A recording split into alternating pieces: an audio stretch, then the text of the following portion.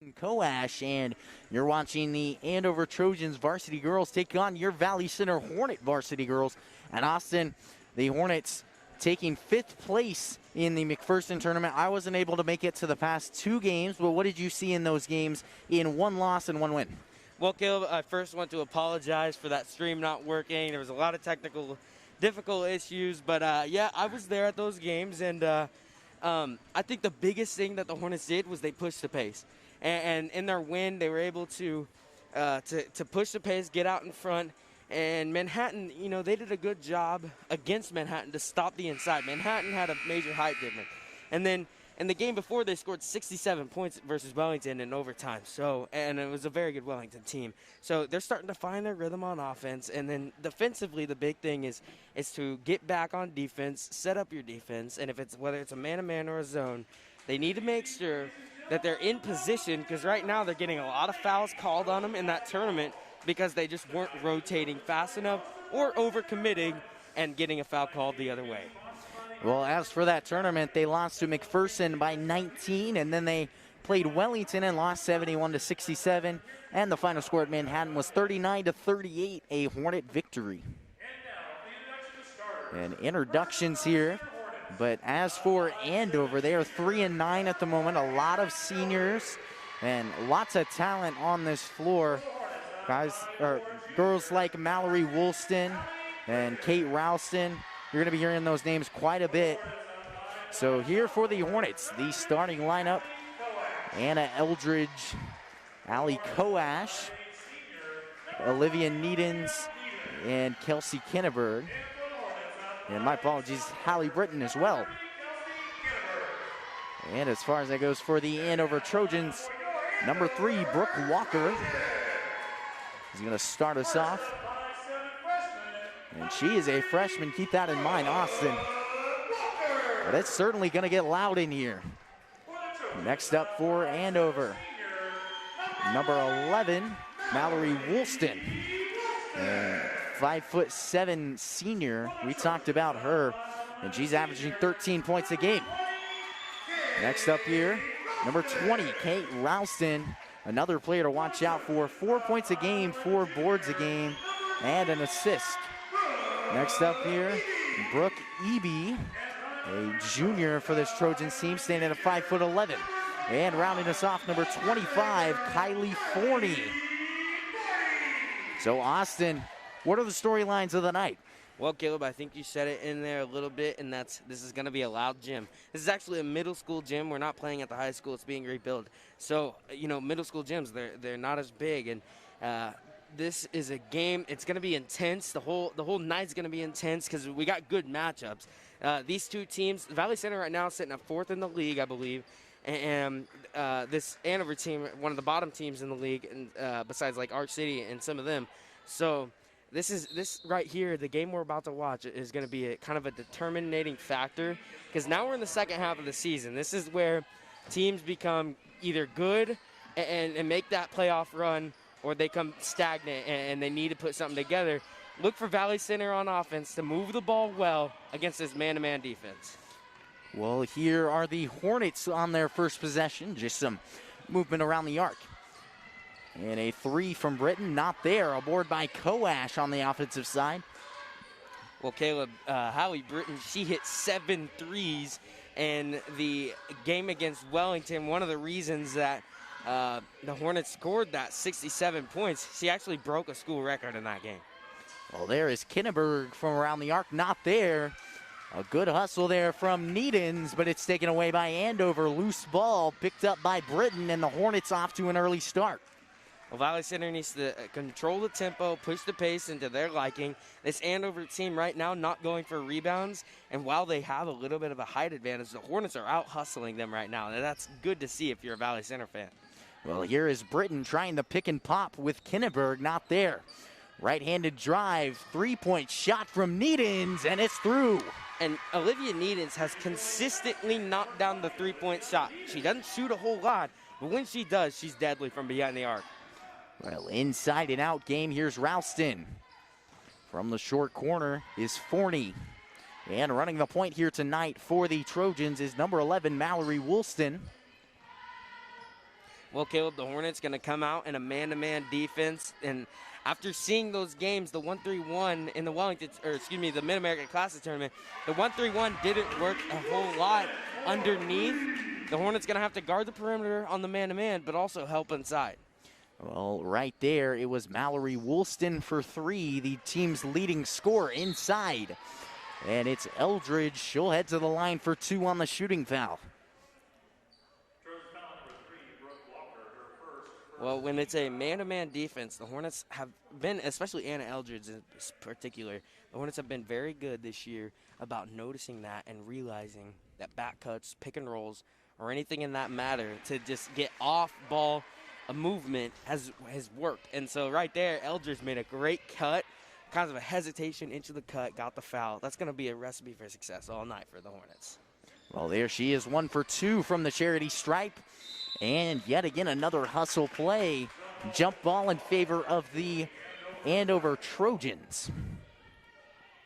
Well, even though the Hornets didn't come up with that, Caleb, just at the beginning of this game, I said it was going to be high intensity. They're coming out in a press after a missed opportunity to get the ball back. Right there, it was broke pretty easily, but the Hornets still have that aggressive factor to start the game, and that's what you like to see. That's what I like to see. Just watching this team play, they like to play aggressive. Well, that was Brooke Eby on the inside basket in transition. Here's Coash. Now Britton. Hornets working some outside movement and trying some interesting cuts. Here's Needens to Coash. Well, somebody on this offense, you can't just pass the whole time, can't rely on cuts. Somebody's got to put the ball on the floor.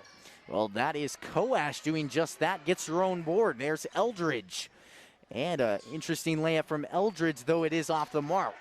Well, you know, the Hornets didn't convert right there, but it was the principle of the matter that helped as they did what they needed to do. Coash, she put the ball on the floor, she drove in. She missed, but then she got her own rebound, which the Hornets are winning right now. And then Eldridge missed, unfortunately, but things like that, when you get open shots, they're going to start to fall later on in the game.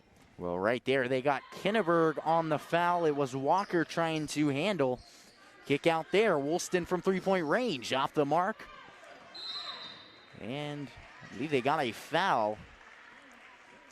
And I'm not sure, Caleb, if the Hornets worked on this in practice, but it sure looks like it, and that is rebounding.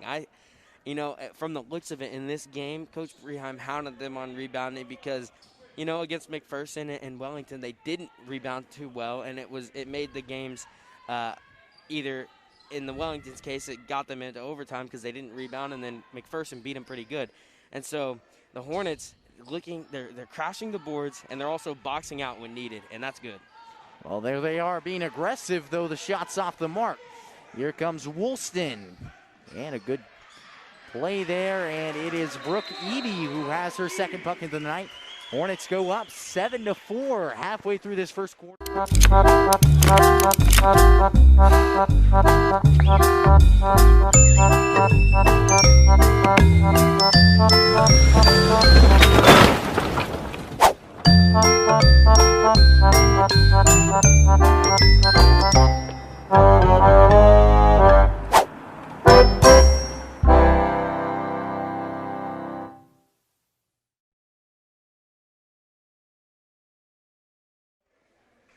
7-4 your score after 4 minutes of play here in this first quarter. Austin, what have you seen thus far from the Hornets? Well, Caleb, obviously the Hornets like to control the pace, but on the other side right now, this Andover team doesn't even have to set up their offense because the Hornet defense isn't getting back into position.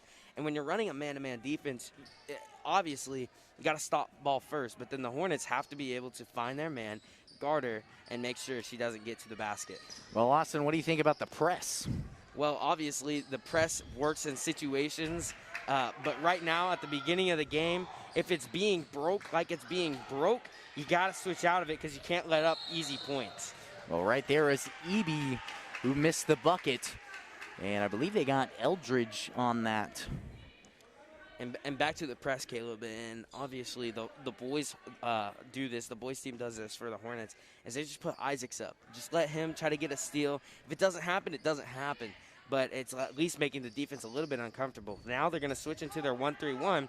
Got to be able to switch and help defense well, But this 1-3-1 has worked successfully on shooting teams, which Andover looks like to be a three-point shooting team. Well, here they are inside, off the mark there, and out of bounds. Taking that shot was Kate Ralston.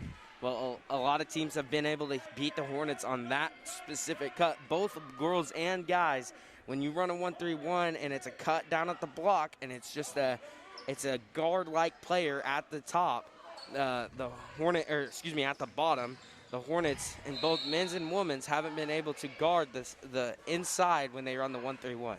Well, right there, good passing ahead by the Hornets, though it is a foul called on Andover. They got number 3, Brooke Walker, and it was Britton who was fouled. Checking in here for the Trojans, number 4, Sydney Anderson, a sophomore for Andover.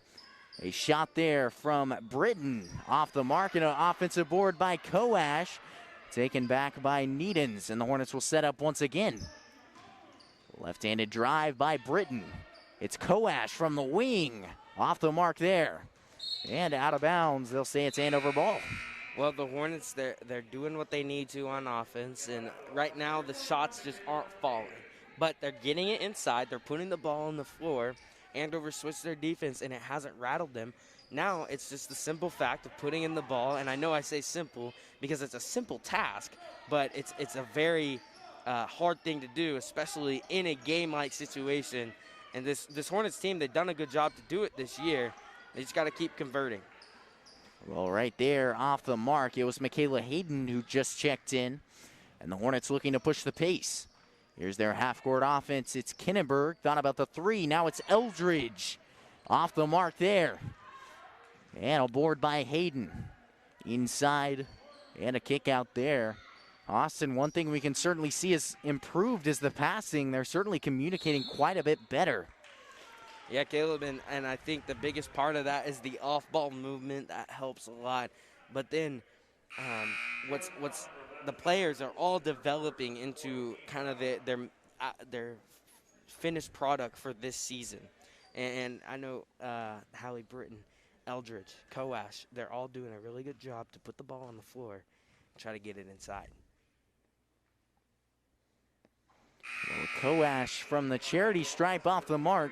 Checking in here for Andover, number 21, Elena Shetlar. And number 23 for the Hornets, Macy George. And we will see a timeout. So we will be right back here at Hornet Studios in just a minute.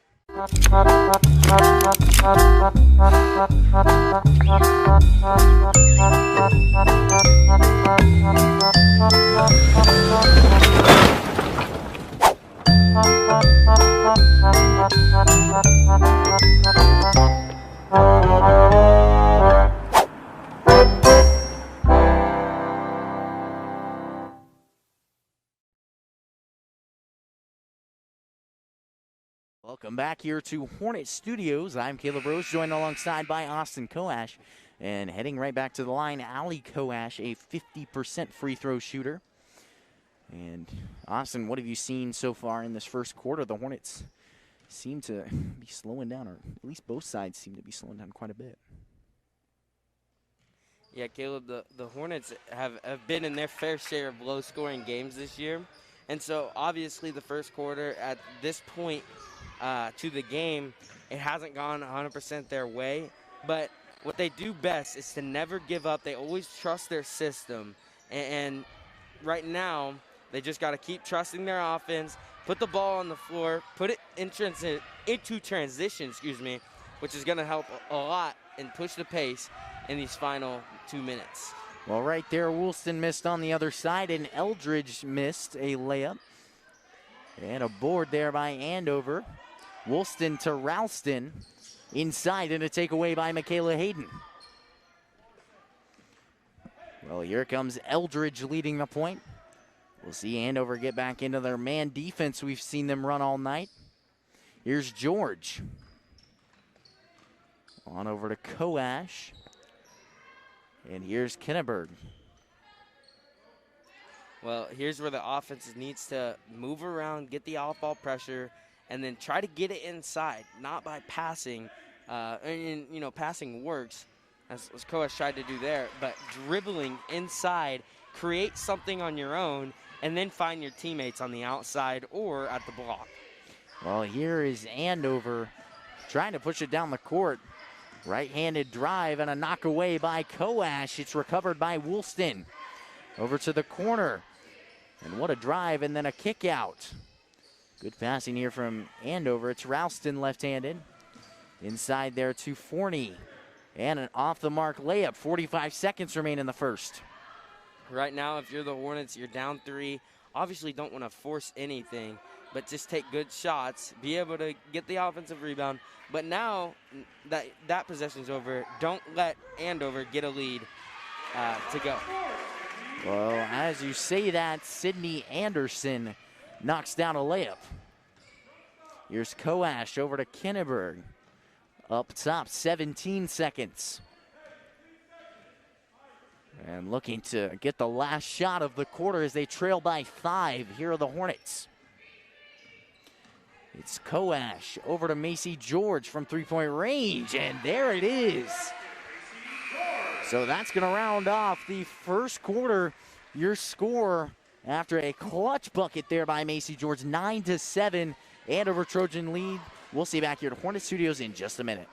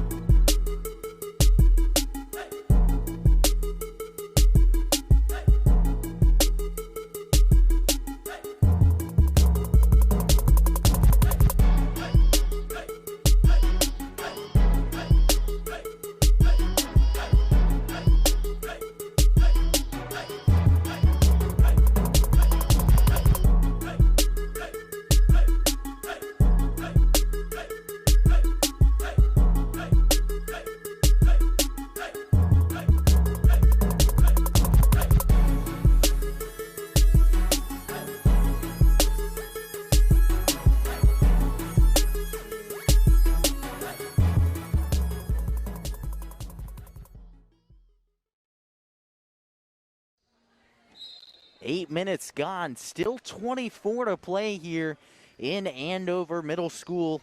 Austin, what did you see in that second quarter? Well, obviously that last shot, pretty clutch, and it got the momentum heading the Hornets' way. Now they just have to, on offense, they have to be able to move the ball with a purpose. And when I say with a purpose, obviously they pass the ball around a lot, but there's no purpose to it. It's just passing the ball. Somebody's got to take control, drive in, create something for your teammate. When I say create, when you drive in like she just did right there, it hit the open three. She had her teammate out for the open three. So Andover is doing a good job of it, but they're just not making shots. The Hornets, on the other hand, they could start making shots if they were to create something like Andover's doing.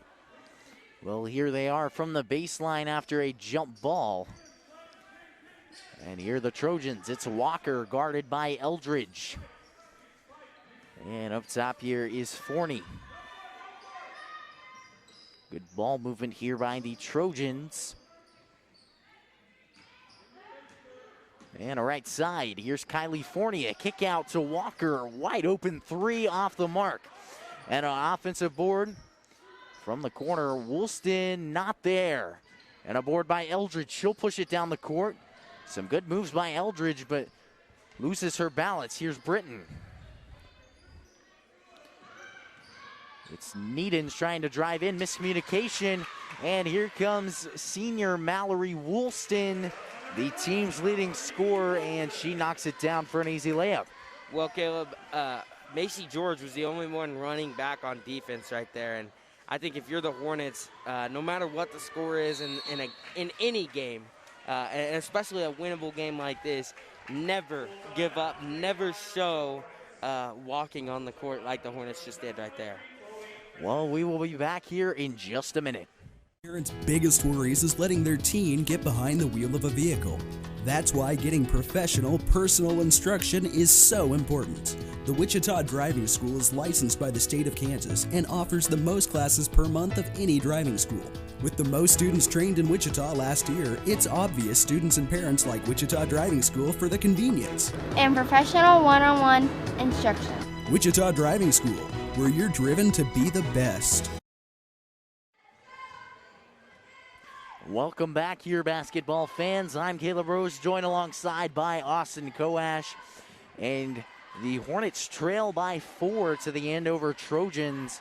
We're certainly seeing their offense and this game in general slow down quite a bit more. You talked about the way that the Hornets were able to use momentum in their tournament win over Manhattan. What do you see from both sides in this game, Austin?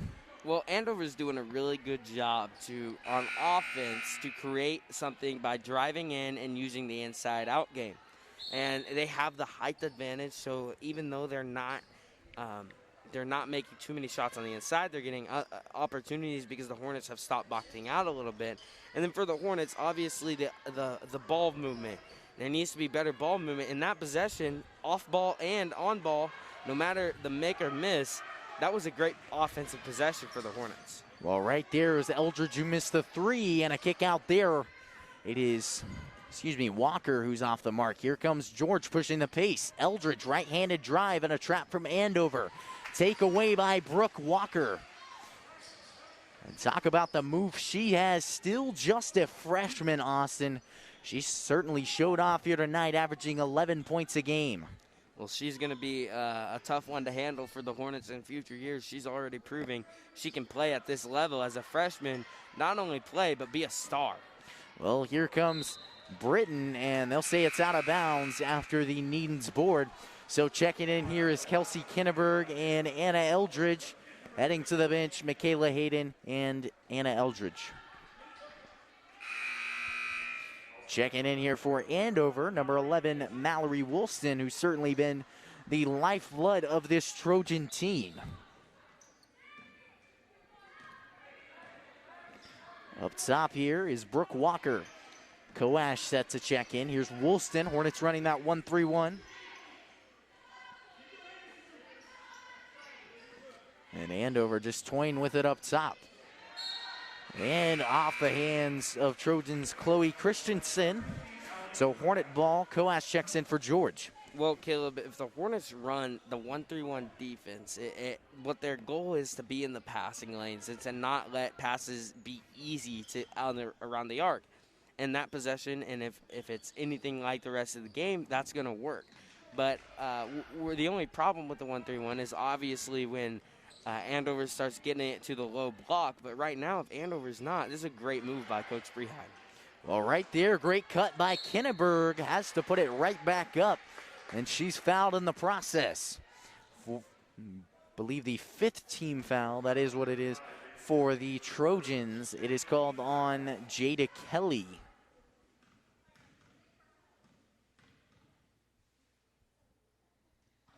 And Kinneberg off the mark on our first, checking in here for Andover, number 20, Kate Rowson, and number 25, Kylie Forney.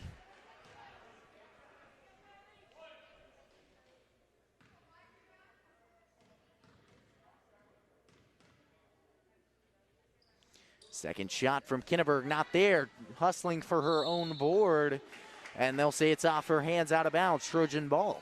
Good hustle right there from Kinneberg as she's starting to be the catalyst that this Hornets team needs to start scoring some more points and to get some things rolling defensively and offensively. Well, up top here is Woolston trying to work this 1-3-1 press. Inside, Forney, pass out off the mark intended for Walker. So Rachel Edwards will check in as the Hornets now have possession. Well, Valley Center did a good job right there. Obviously, that could have been an open shot, but the Hornets lucked out. But the help defense and everything in between on that zone, everyone was in the right position.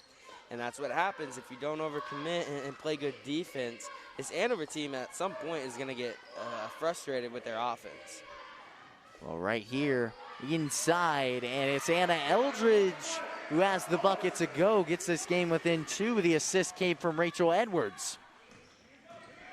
Right there, pass from Walker, and knocked away. Walker has the ball, not there. And another board. It's Ralston at 5'11" who has the putback.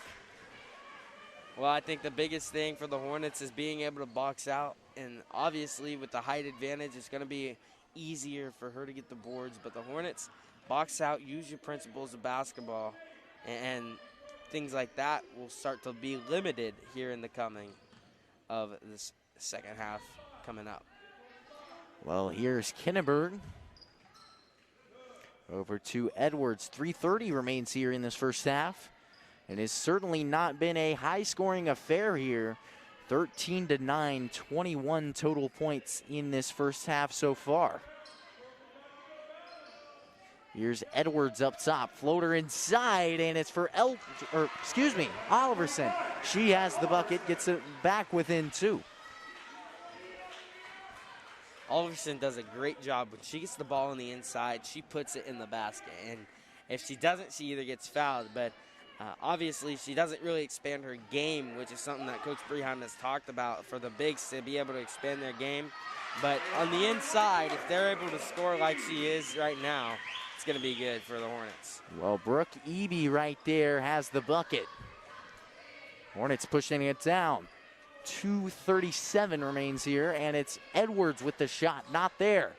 A board by Koash. You talk about effort, Austin. It has certainly still been there throughout this first half. Floater inside, and it's Oliverson once more. Well, feed the hand that's hot, and right now she's got good position. Andover can't guard it. She's going to keep racking up the points if the Trojans can't stop her. Well, can we talk about that lob pass, Austin? That has just been beautiful to watch. Memories of Cassie Kinneberg, who made her money on that play as well. So great to see Junior Oliverson.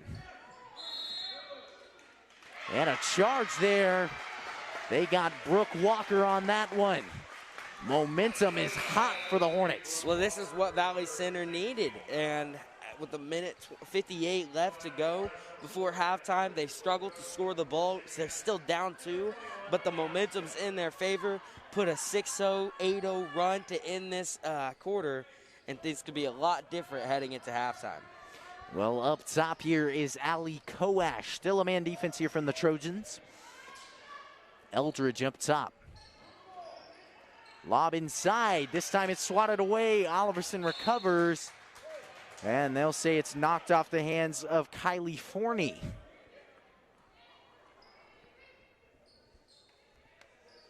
Koash to inbound from the baseline.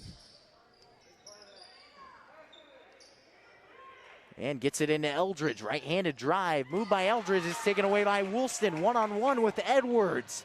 And a to-go bucket by Mallory Woolston along with a block on Rachel Edwards.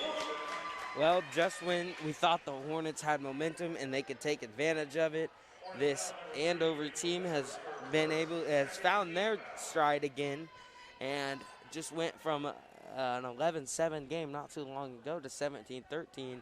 Both teams starting to score some more points. Second half could be interesting.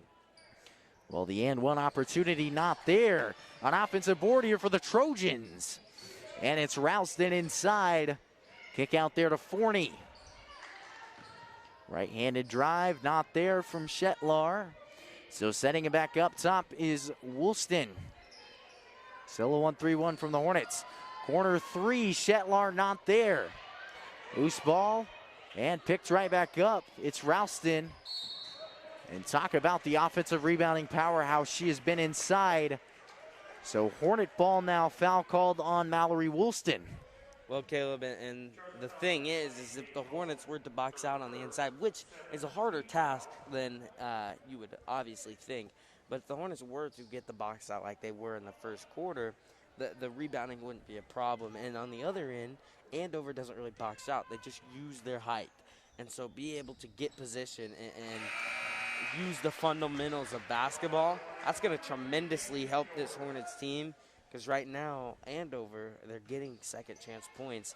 And really, it's about on the fourth try after rebounds because they miss a lot of shots if the Hornets can obviously just get the offensive boards. Well, Georgia Needon's checked in, and Eldridge makes both free throws, cuts this to a 2-point lead. Here's Mallory Woolston.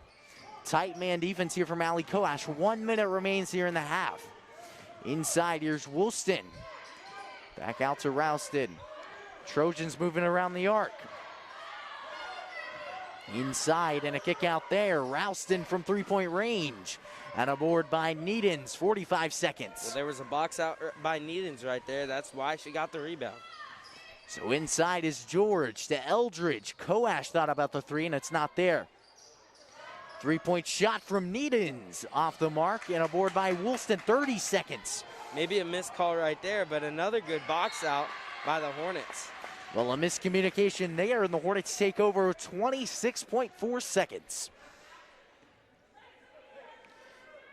Here's Koash leading the point. Hornets likely to take the last shot of the first half. 2-point ball game, and it's certainly got a whole lot more interesting here in the final 4 minutes of the second quarter. The Hornets are going to go for a set play. They have 10 seconds. They're going to try to find somebody who can score. And it's not there from Eldridge. Takeaway by Needens. And at the last second, it's off the mark. So clock hits triple zeros. And we will head to the locker room, 17-15. The Andover Trojans lead the Valley Center Hornets. I'm Caleb Rose, joined alongside by Austin Koash, and we will be back here in 10 minutes.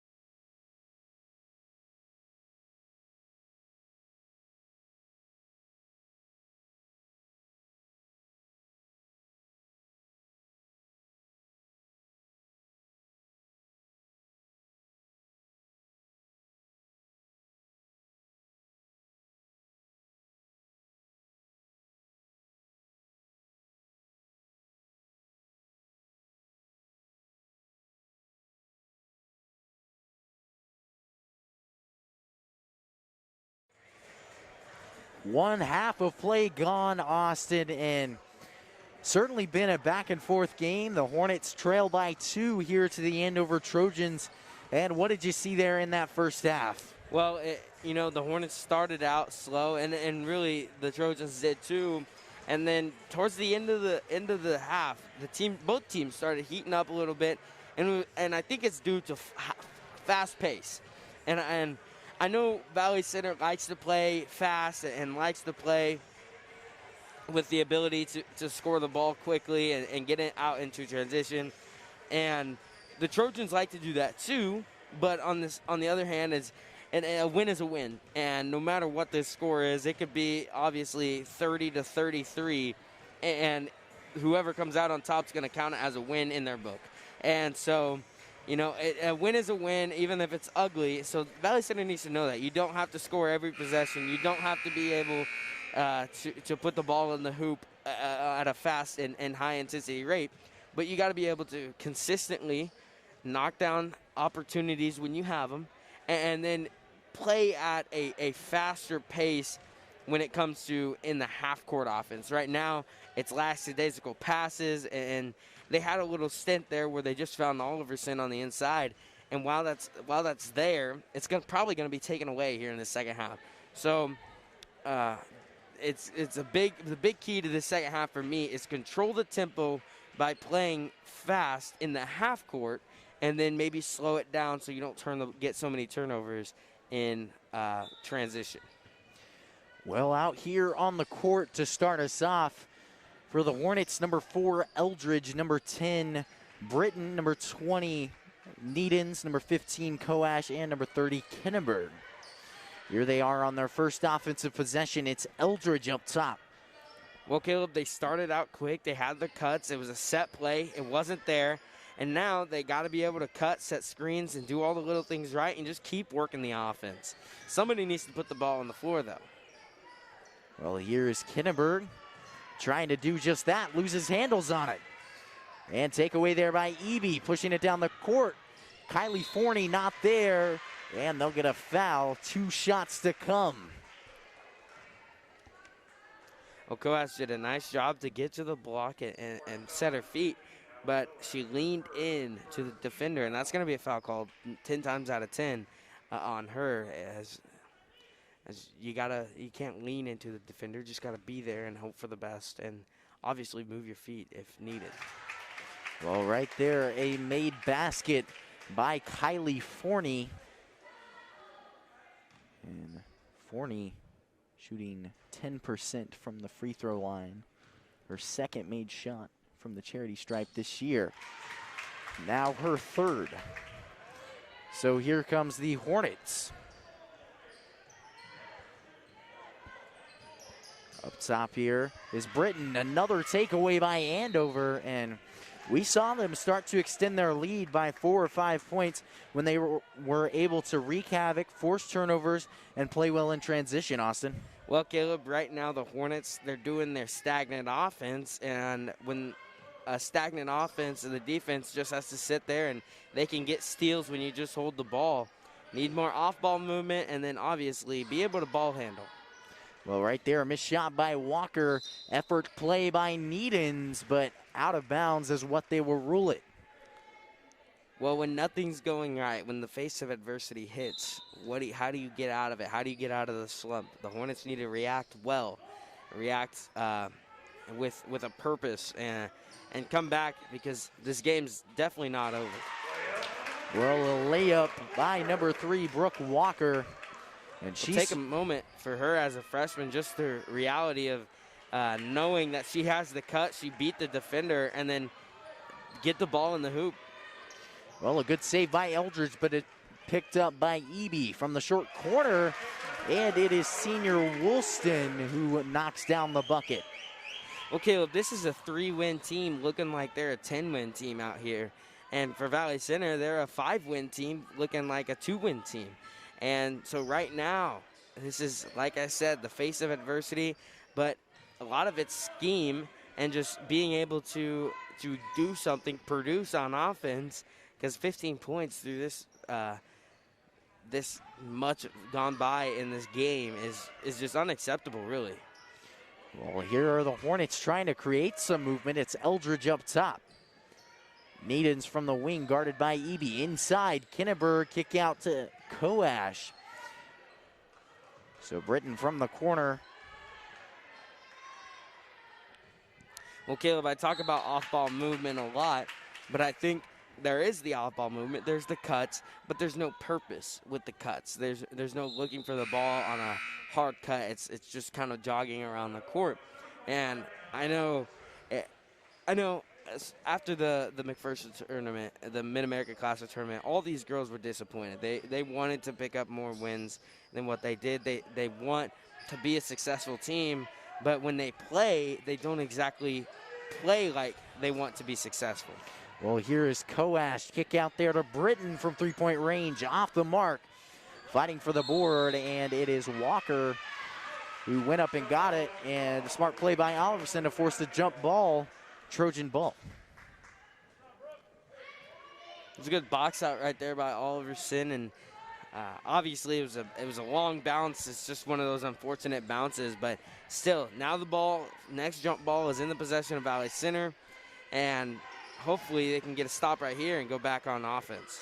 Well, right there, missed shot.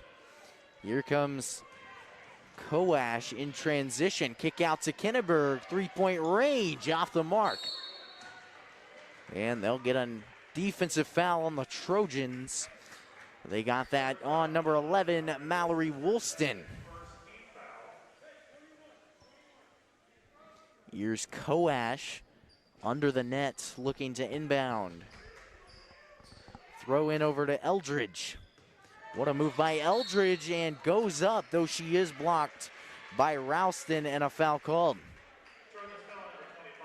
Well, somebody's got to do what she just did right there, Eldridge, and that's put the ball on the floor and get something inside, because right now the three-point shots aren't hitting like they normally do. And free throws, if you can convert on free throws, those are easy points for the Hornets. And so right now, 15 points, haven't scored in this half, nothing going your way. How can the Hornets come back from this? And it all starts with just the effort and intensity they play with. Well, Eldridge missed both free throws. Checking in during the break, Sydney Anderson and Elena Shetlar. Up top here is Brooke Walker. Walker one-on-one with Kinneberg. Kick out there to Shetlar. Thought about the three. Here's Woolston from deep. And there she is, hitting it once again. And Andover, surprisingly enough, taking a timeout. So halfway through this third quarter, we'll be back here in just a minute.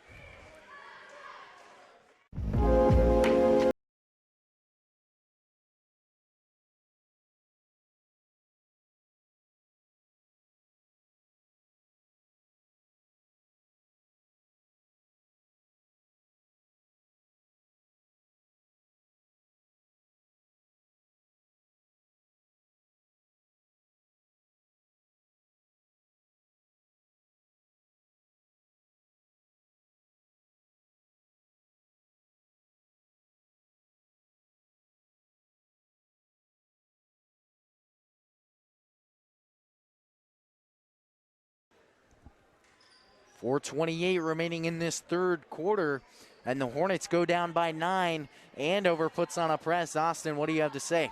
Well, the Andover press is good for the Trojans, but the Hornets, it's also good for them because they've been consistent this year at being able to break the press. And so that time they did break the press, and they need to be able to go off the press, get some easy points, get some easy buckets, bring this game a little bit closer, especially heading into the fourth and final quarter.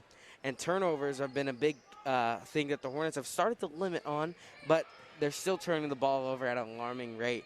Got to take care of the ball. Kick out there, and from three-point range, it's Woolston who just had one before that timeout.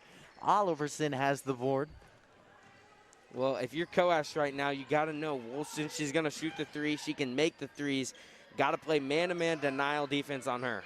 And right there, Allie Koash knocks down a three. Certainly some momentum in their favor, cutting the deficit to 8. This is where, if you're the Hornets, you got to deny that pass and make sure this Andover team doesn't have any open threes because they're going to shoot them. Well, here comes Eldridge pushing the pace. Up top, and a carry called on Eldridge. Checking in for the Hornets, Olivia Needens and Macy George. And then for the Trojans, Kate Ralston and number 23, Chloe Christensen.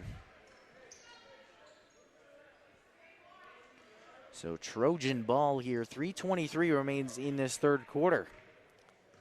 Well, if you're the Hornets, you got to know Wilson went out. And so now this is your opportunity on the defensive side. Be able to guard the center, guard the inside, and then not as many people can shoot on the floor right now. Try to get the steals. Try to get something. Inside, a floater not there. And a board by Christensen, and they'll get her on the travel. Well, even though the box out wasn't there, the recovery was there from Olivia Needens, and that's what helped cause that travel.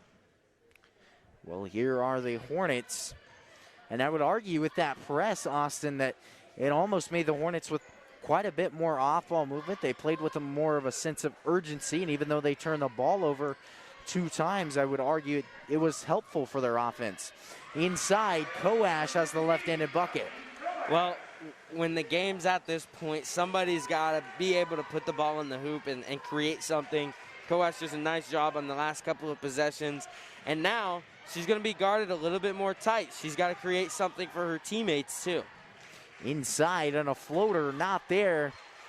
It was Walker, and then knocked out of bounds in favor of the Trojans. We'll talk about a freshman that knows what she's doing. Right there, drives in, and even though she missed a shot, it was a great just ball movement, ball handling, and then was able to put up a shot. Impressive performance by her tonight, even though on the scoreboard she hasn't scored a whole lot. Well, inside there is Coash, coast to coast, and cuts the deficit to 4.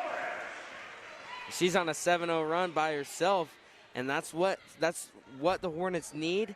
They need somebody who can do that. Coash can, day in and day out. Well, right there, Brooke Walker knocks down a short corner jumper. Well, in a man-to-man defense, what you obviously you can play help defense, but you got to play up. If you're one pass away, you should be in denial like this Andover team is. They're not letting any pass go easy to the Hornets, and Valley Center needs to get that mentality on defense. Well, right there, Coash off the mark, an offensive board by Oliverson. One pass away, and it's Kinneberg. She thought about the 3. Good closeout by Ralston. 1:20 remains here in this third quarter. Over to Kinneberg, 3-point shot, and it is through. Kelsey Kinneberg, and a full timeout taken by the Valley Center Hornets. 1:12 remains here in the third, and we'll see you back here in just a minute. To Valley Center, a beautiful, friendly community just 9 miles north of downtown Wichita. Come discover Valley Center and take a walk through historic downtown. Check out unique restaurants, shop at locally owned businesses, or play around at Valley Point Golf Course. Valley Center is building on its proud heritage while welcoming new ideas, new businesses, and new families. Valley Center will exceed your expectations. Discover Valley Center, an incredible place to call home.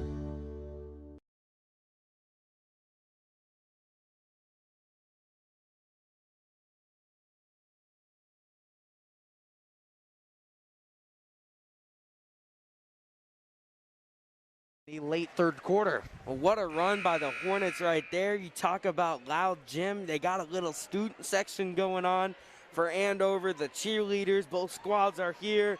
The parents, the intensity of this game just got ramped up. And for the final minute and 12, if you're both teams, Andover, you got to be able to keep your lead. How are you going to stop the Hornets offense right now? Primarily, Allie Coash is on the bench getting a rest. But then on the other side of things, if you're the Hornets, got to keep pounding the pressure. They're playing fast and not letting this Andover team get set on defense. Their offense is quick and in a hurry, and that's what they need to succeed. Well, Christensen right there had the bucket. 50 seconds remain here in the third quarter. It's a 5-point contest. Britton Over to Kinneberg, knocked away, and it's Christensen who has the steal. Here comes Woolston. Up top, she'll handle it, guarded by Needens. Well, I don't care if that pass got tipped and it caused a turnover. What Kinneberg did right there was great to get the pass inside off of a hard cut. Every cut should be as hard as you can to the basket. There should be no quit in this team. Well, up top here, left-handed drive, and off the mark there. Inside, Ralston with the board. And it's George who comes out with it. A foul called, and I believe they got Woolston on that one. That is the verdict. 8.7 seconds remain here in this third quarter. Checking in for the Hornets is Allie Koash and Anna Eldridge. And heading to the bench, Michaela Hayden and Hallie Britton.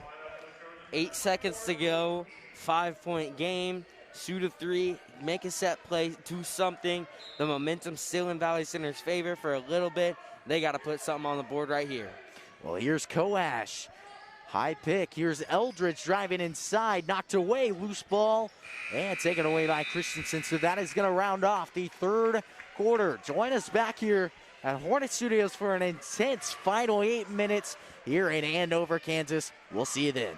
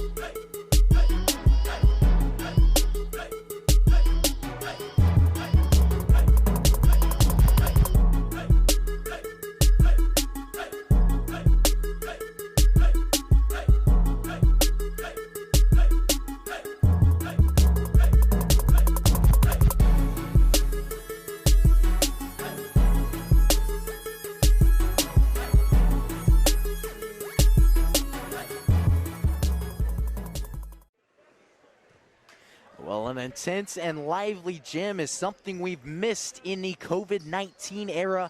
We have it here in Andover, Kansas, and what a matchup we have on our hands, Austin. Well, yeah, Caleb, I talked about it at the beginning of the game. These are two teams trying to fight for that middle spot of the AVCTL Division II, even though it doesn't matter a whole lot at this point to get to the middle. This is when teams start to figure out how to get hot, heading into playoffs, try to figure out their team, figure out their system. And this is make or break time for a lot of teams in this second half of the season. The Hornets starting out, they're down 5. And in this game, this matters a ton when it comes to league wins, because right now in AVC Division II for the girls basketball team, top 5 teams out of the top 5 teams in the state of Kansas, 3 of them are in our league. Excuse me, not top 5 teams, it's 5A. So Eisenhower, Salina Central, and Andover Central all in the top 5. Well, Eby made both free throws there, and Macy George was called on the foul just a second ago. Oliverson as well checked in. We saw her early dominant third quarter. We'll see what they can do with that. Here's Needens to Eldridge up top. Looking inside, nothing there. Lob inside for Oliverson. A save, and it's taken away by Ralston. So here comes Brooke Walker, the freshman standout inside. Woolston over to Walker. From the corner, here's Forney. And knocked away, loose ball. Eby fights for it, and it's a takeaway by Needens. She'll push it down the court. Kenneberg has it up top. Needens thinking about the 3, right-handed drive, kick out to Eldridge. And they'll slow things down now. So Needens up top here calling a play. Well, Caleb, what the Hornets need right now is somebody to put it on the floor and drive inside, create something for her teammates. That person is Koash for this game, and Coach Preheim, he wants her in. Well, right there, a travel called on Anna Eldridge. Checking in is Allie Koash. And Macy George heads to the bench. Well, Kinneberg tried to do what I just said right there, and obviously it didn't work out. But biggest thing for the Hornets right now is somebody to create something for her teammates, and it's going to come down to who can do that for each team, because right now Andover has those catalysts, and the biggest one is Walker, who's getting her teammates involved, even though she's not having the best scoring night. Well, inside, not there, and it's boarded by Needens. The shot came from Kylie Forney. Up top here is Allie Koash.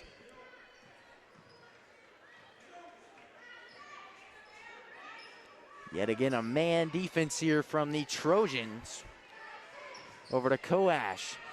Pick and roll with Oliverson. Koash inside herself, blocked by Walker. And a push ahead. Here comes Kylie Forney, knocked away by Eldridge, and a foul called.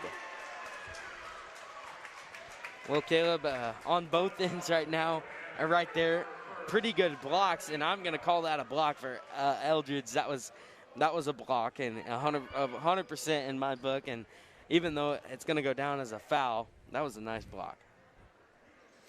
Well, from the line is Kylie Forney. Off the mark on her first, checking in here for the Trojans, Sydney Anderson, the sophomore. And heading to the bench, keep this in mind, is Kate Ralston, the 5'11", dominant in the paint. 5:28 remains here in this contest. Your Hornets trail by 7. And a shot there off the mark. So here's Oliverson. Koash will bring it down. Looking for a pick and pop, not there. Eldridge with a crossover and over to Needens. Here's a drive from Needens, off the mark there. And a foul called. So Needens will head to the line shooting 2. Foul's called on Brooke Eby.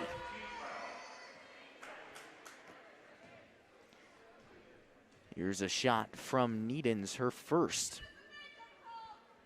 And there's the first shot through. Well, it's nice to see the Hornets, they're hitting free throws, and right now the Trojans aren't. And so coming down to the end, it's looking like it's going to be a close game, and if the Hornets can make just a few shots, it becomes an even closer game.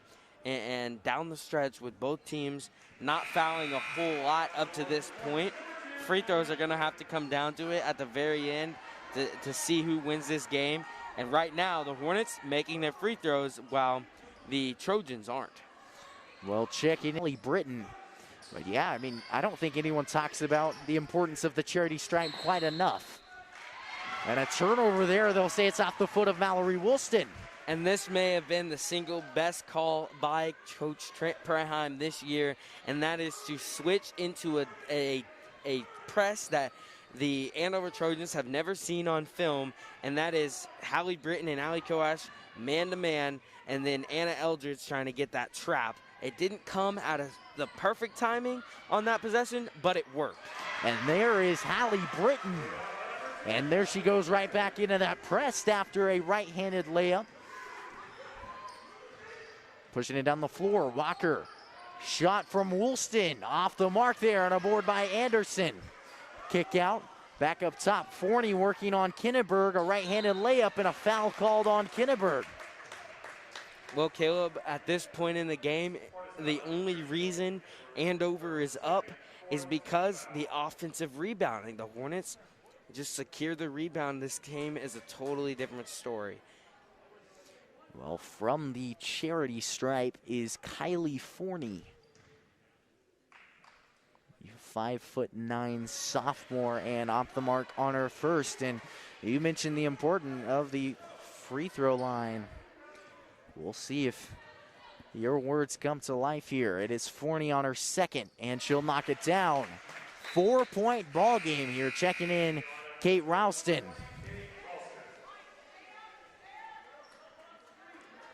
Well, there's going to be light pressure here on Koash from Walker. Other than that, this defense by this Andover team has been lack thereof here in this late going so far. So Valley Center, take advantage of what you're given. Well, here is Koash, left-handed drive, trying to do just that. It's off the mark. Offensive board and out of bounds. Trojan ball. Checking in here for Andover, number 24, Brooke Eby. So we'll yet again see this pressure from the Hornets, a man-to-man. And right here, pushing it ahead, Walker. Good passing here by the Trojans, but it's not enough. Here's Walker, on over to Ralston. And around, Trojans working around the arc. Here's Walker up top, guarded by Koash. Left-handed drive, loose ball, kick out to Woolston. Back over to Walker. Well, right now, this Hornets defense, a couple of players are playing super intense, but all 5 players needs to be in the passing lanes, play good defense. Right there, Hallie Britton did a good job to cause the pass to go out of bounds, and the Hornets, they can play defense at that intensity. It's a man-to-man. They don't normally play it, but when they do, they got to play intense defense, and it's going to work out for the rest of this game for them. Well, checking in is Kylie Forney and Brooke Eby, both for the Trojans, and then Macy George and Olivia Needens for the Hornets. 3:28 remains here in this contest, and it's certainly been a nail-biter. If you're the Hornets, you don't want to force anything. You got to get the good shots up and just run the offense to a point, but don't give up open shots and turn the ball over. Well, here comes Walker, and they'll certainly try to slow down the pace here. They ate up about a minute off the clock in their last possession. Here is Walker on Britton. Walker to Woolston from the corner, off the mark. And a hustle play. It's boarded by George. She'll push it down the court herself. Needens up top. Man-to-man still from the Trojans. 2:40 remains here in this contest. Needens guarded by Ralston. George over to Koash. And Hornets still working it around the arc. It's Needens inside, floater to Oliverson, not there, and aboard by Ralston. 2:15 remains. The Hornets have been in a fair share of close games this year, and they've won a couple of them, and they've gone to OT and lost. They got to get in there. They're going to have another fair share of thrilling games tonight as they're down 4. Full timeout here by the Trojans. We'll be back here in just a minute. Parents' biggest worries is letting their teen get behind the wheel of a vehicle. That's why getting professional, personal instruction is so important. The Wichita Driving School is licensed by the state of Kansas and offers the most classes per month of any driving school. With the most students trained in Wichita last year, it's obvious students and parents like Wichita Driving School for the convenience and professional one-on-one instruction. Wichita Driving School, where you're driven to be the best.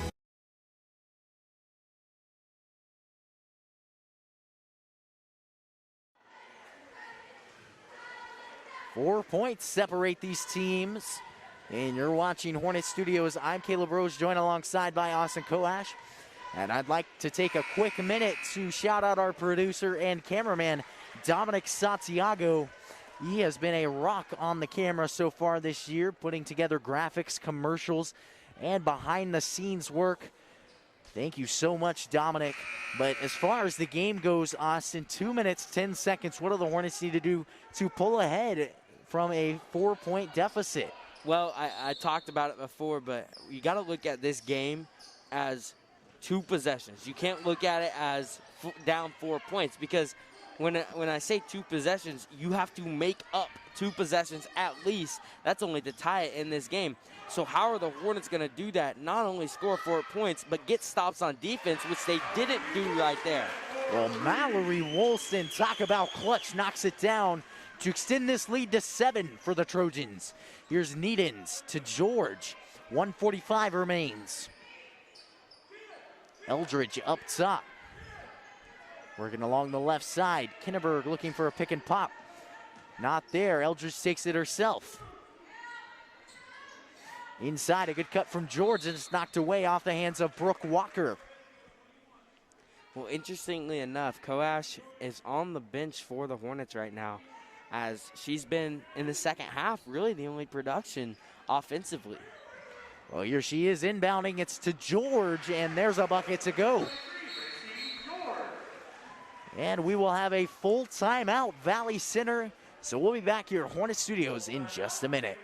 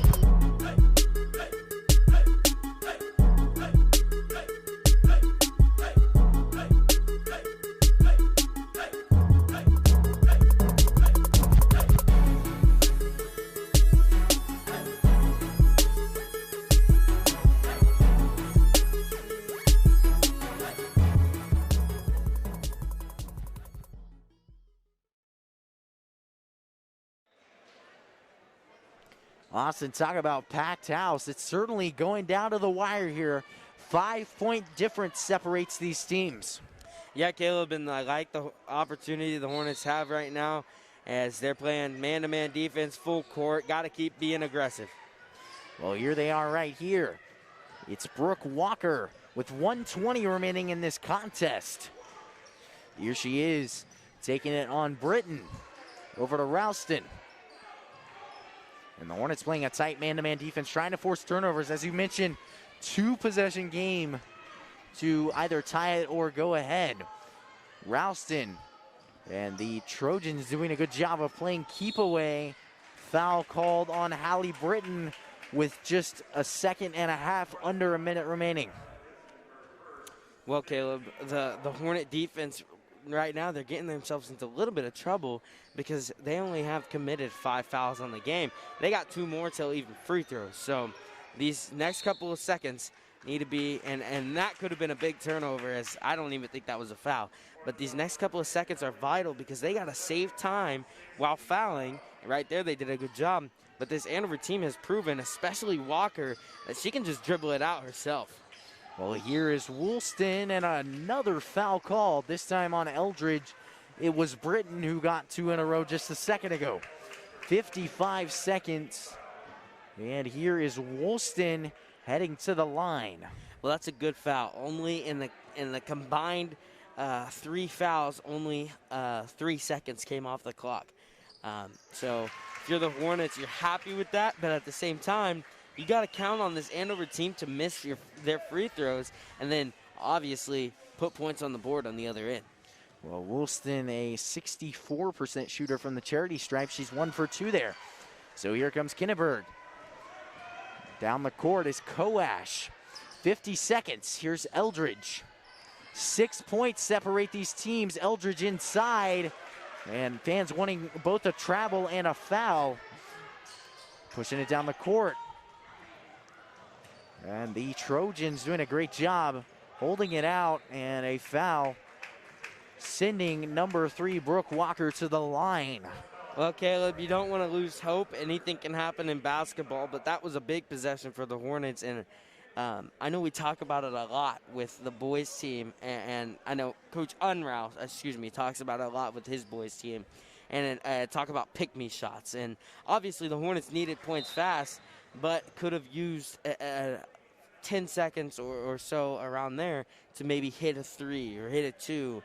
And so you never want to take an opportunity that, and especially as a player, you don't want to get into a spot where you regret taking a shot or something like that.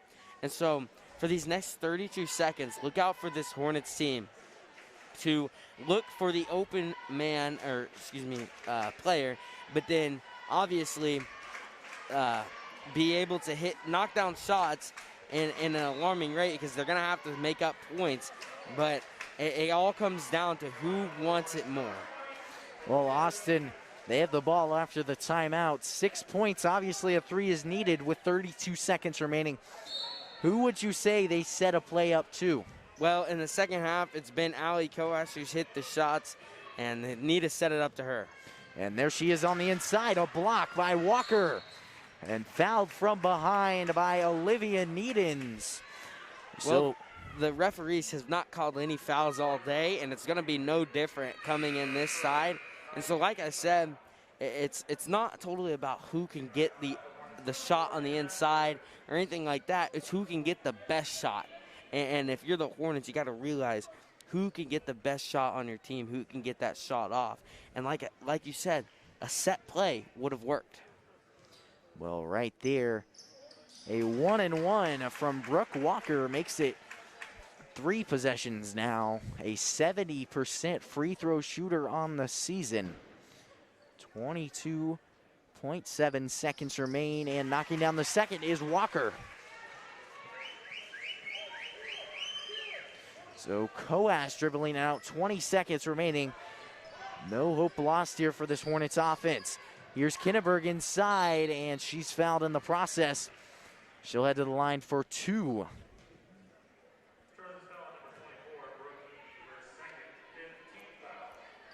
Well, Caleb, unfortunately, even though if she does hit these 2 free throws, it's still a 3-possession game, which in 13 seconds is almost impossible. Well, she'll knock it down. But certainly a performance put on by both of these squads. They've definitely put together a good game here and been fun to watch. I've certainly had fun watching it, and I think this crowd did too. They were quite loud here in Andover Middle School, but fun game to watch. And after an Andover board, Hornets not losing hope. A foul called. It's Eby who will head to the line. And Ali Coash getting her second personal foul. Well, like I said, Valley Center, and for any team, this is the second half of the season, and this is where teams are made or broken, really. And with a team like this Andover team, they know that too. They were a 3-win team coming in 3-9, and Valley Center was a 5-win team at 5-8, and so now both teams, Andover picks up a win, Valley Center drops down. They're now second to last in ABCTL. There's a lot of things to work on for this team. Well, with 8 seconds left, Coash, a Euro step, and she's off the mark there.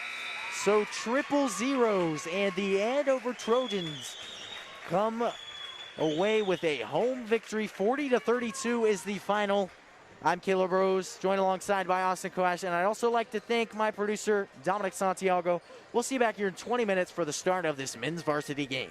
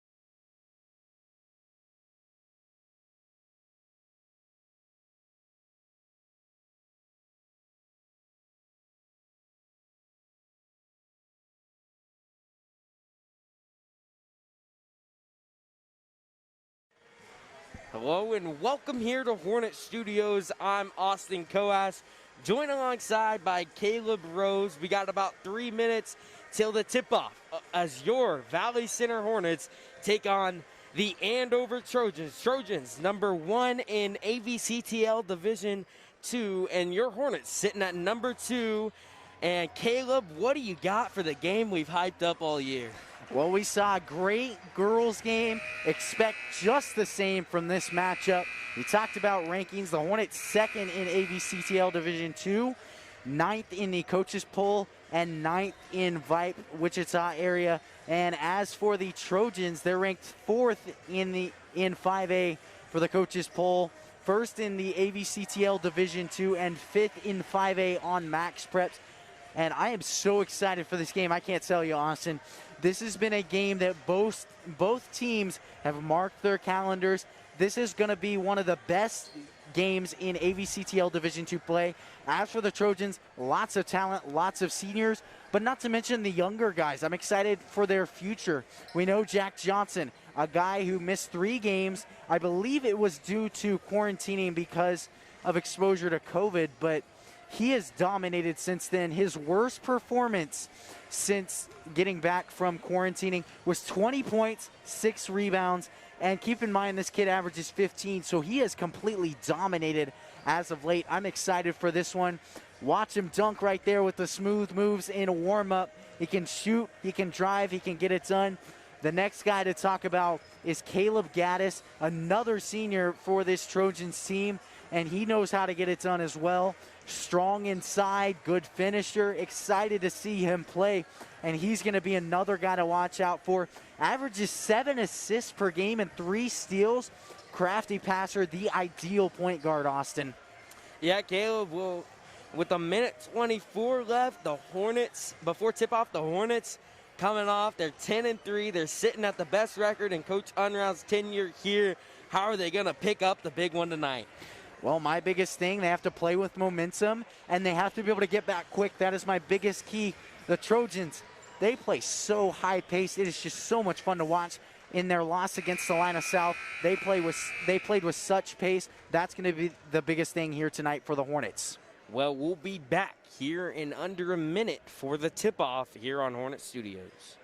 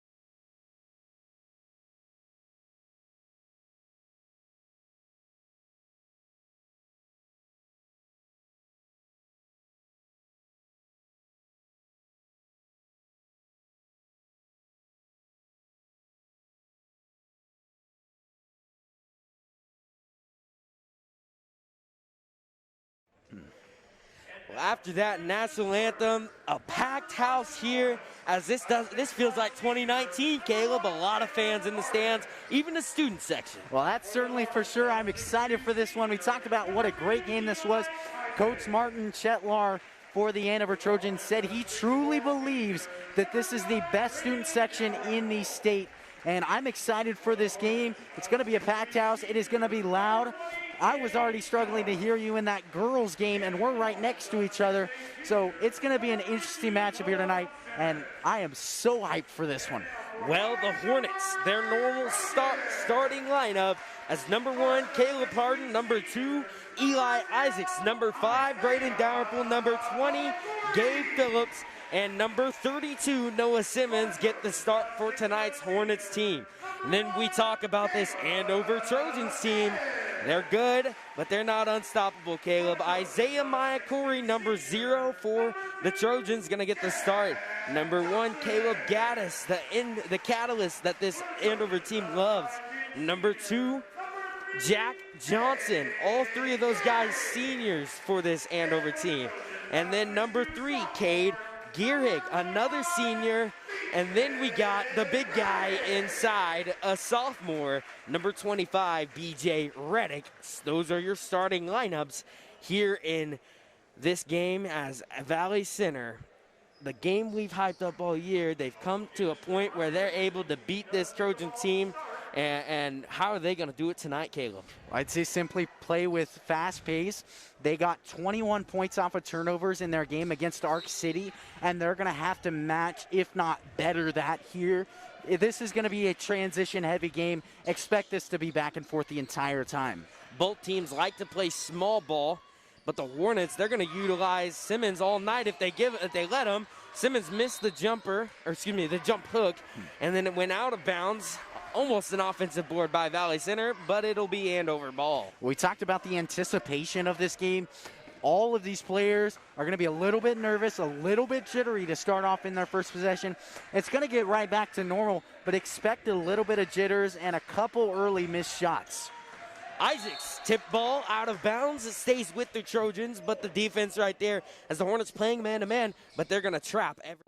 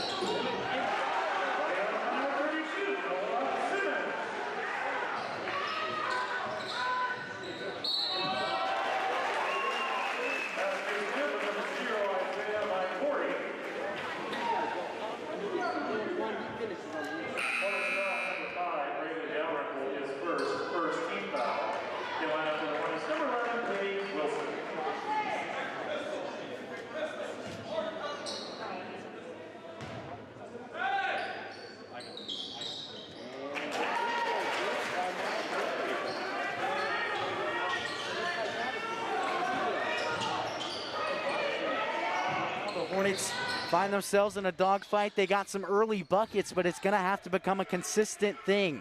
Well, the Hornets, they've struggled to score a couple times this year, but in most games it's their defense that wins it. Tonight, obviously their defense is going to have a big factor, but they got to score the ball. Well, I've certainly loved how the Hornets have controlled the pace. We haven't seen much of that back and forth game like I expected. Other way, this could end up being a back and forth game, but Isaacs gets the block on Maya Corey, and here comes Phillips. He's 3-on-1 situation. He'll slow it down for the Hornets. Isaacs up top, guarded by number 0, Maya Corey, the D2 football commit for this Andover team.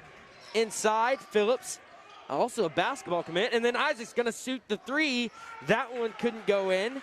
Rebounded by Johnson. Here's Gaddis. And then Gehrig gonna take a 3. That one off the mark. He's 0 for 2. Got his own rebound out to the Trojans. Look at the hustle play right there by Gehrig.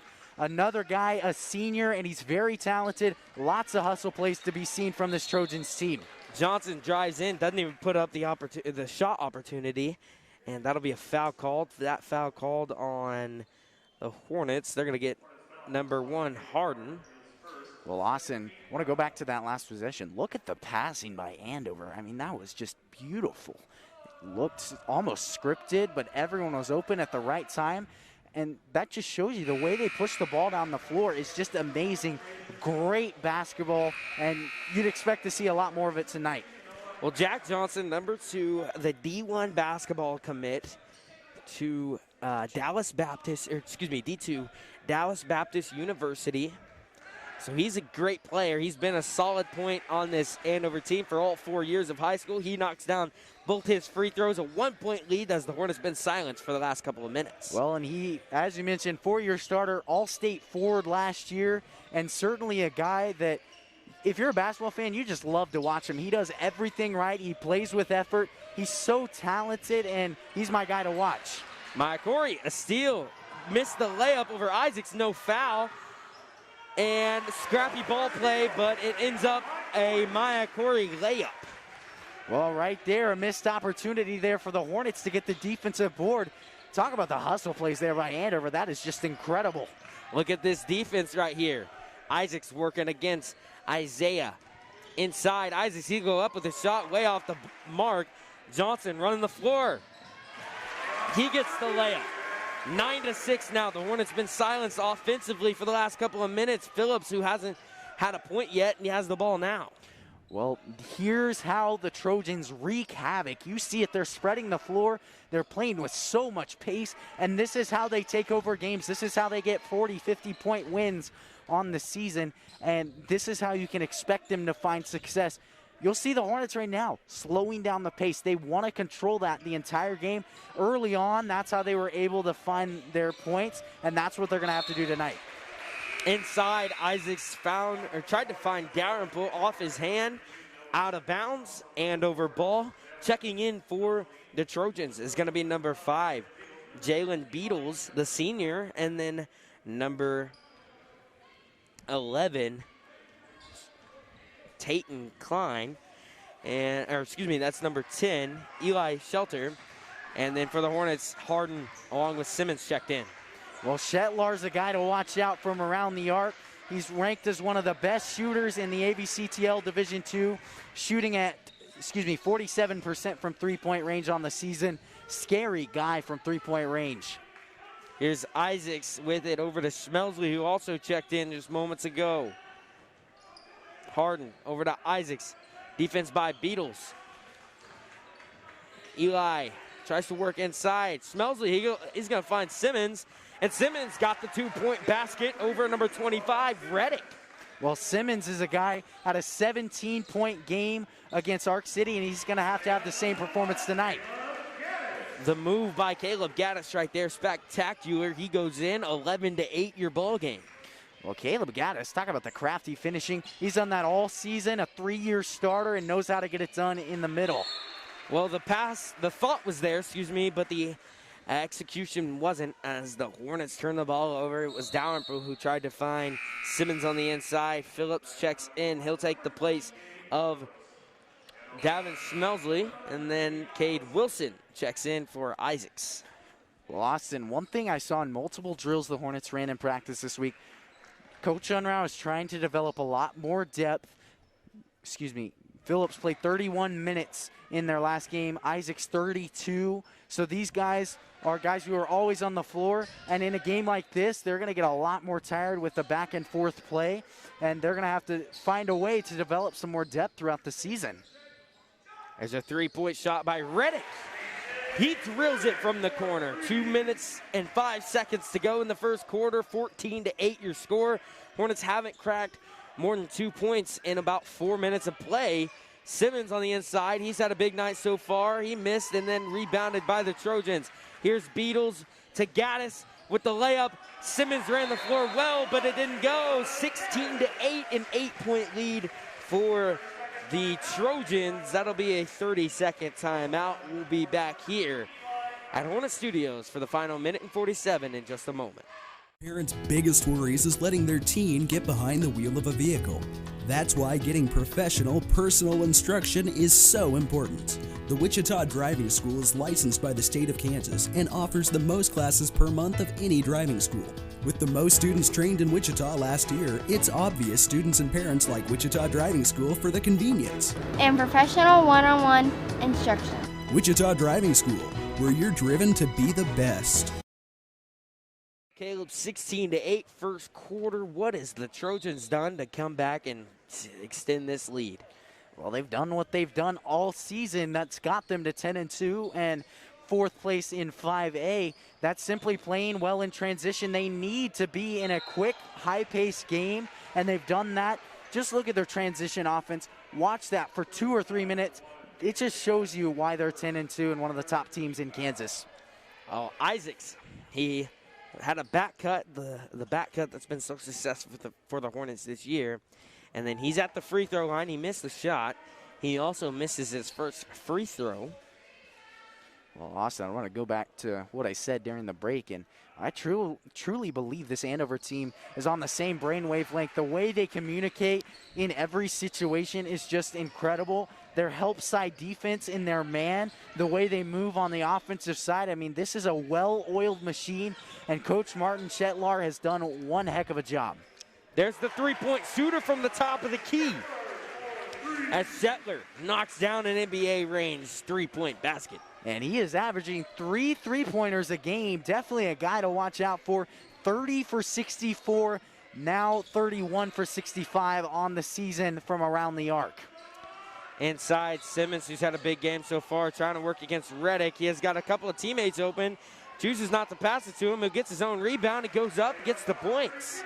Well, Simmons is another guy. He's truly developing. Season high, as I mentioned, he's gone from averaging 4 points a game to almost 7 points a game, and then 4.5 rebounds. He is finding his groove on the varsity floor, and it's interesting to see. Beatles, a three. That one rebounded by the Hornets.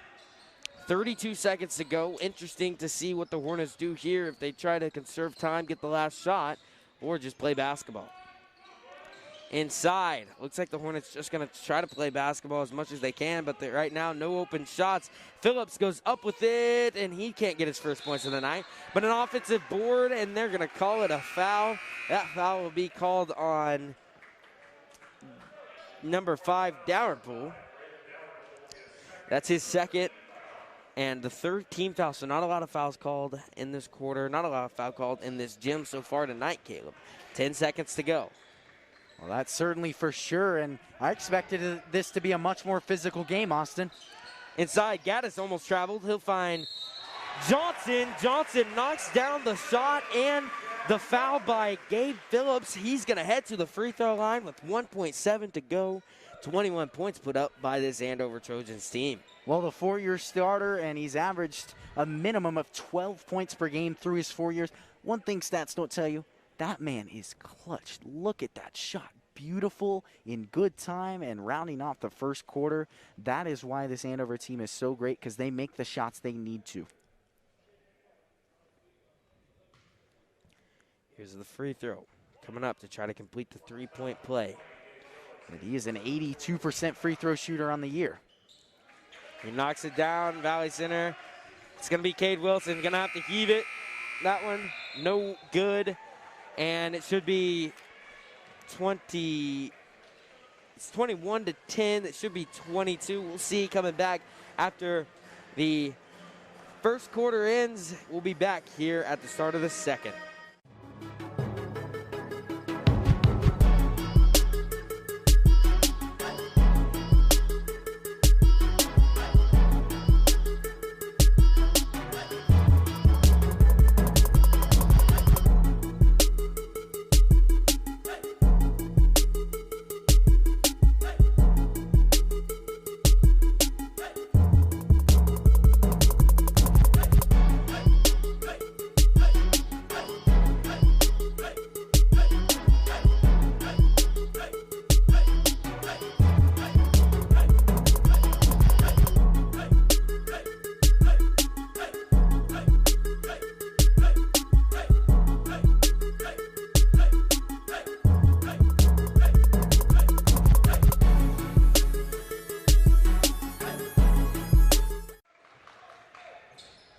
And here we are, the second quarter underway as the Hornets trail by 12. Caleb, what does Valley Center need to do to get back on track?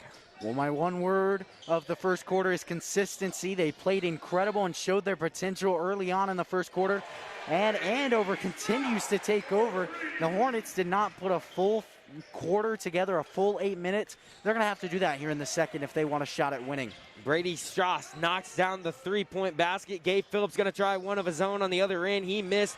Rebound on the inside. That'll be a foul called on the Trojans. They're going to get number 3, Gehrig. And actually, it wasn't a foul call. That'll be a foul called on Cade Wilson on the other side. That's the 15th foul, and it'll be Trojan ball. Well, another guy just trying to make a hustle play. It's Cade Wilson this time, and gets called on the foul. Very unfortunate call, but that's an expected hustle play from Cade Wilson, a guy who's constantly shown that this year. Good defense right here by the Hornets. McCory on the inside. He'll travel. It's headed the other way as 7:12 to go in the second quarter. The Hornets got to stop right there, and now they got to convert. Well, having a guy like Simmons in the middle is so important. You notice a lot of these more talented players on the inside, they'll hesitate quite a bit, and that makes them miss quite a bit more shots, and it's something to watch out for, something unseen. Trying to feed Simmons were the Hornets, and then that'll be another foul called on Maya Corey as he dribbled into the set feet by Cade Wilson.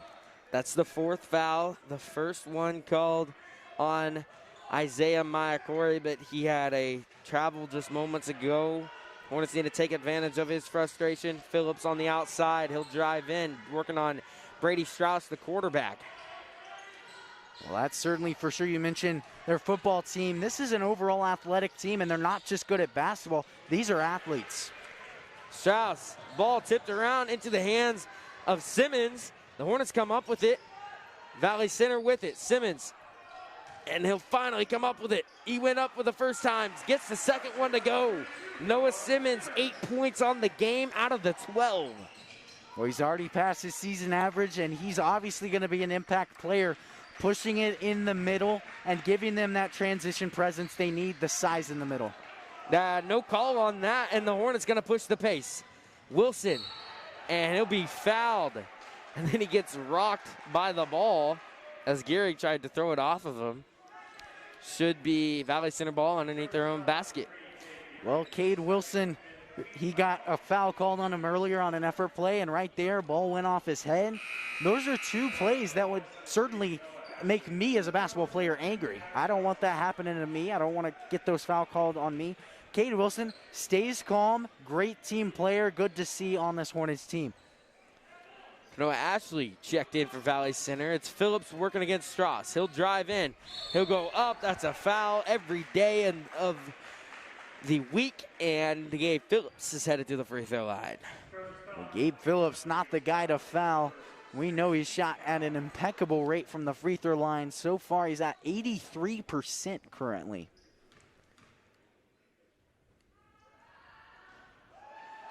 Well, and while I'm talking about Gabe Phillips' stats against Arc City, he recorded his 3rd double-double of the year, and still the only Hornets who record a double-double.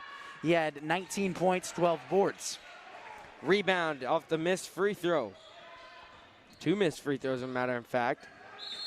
That'll be a charge. Caleb Hardin draws another charge as he does what he does all season, just stick his feet in the ground, don't move, and maybe a little bit of acting. Brady Strauss with the foul called on him.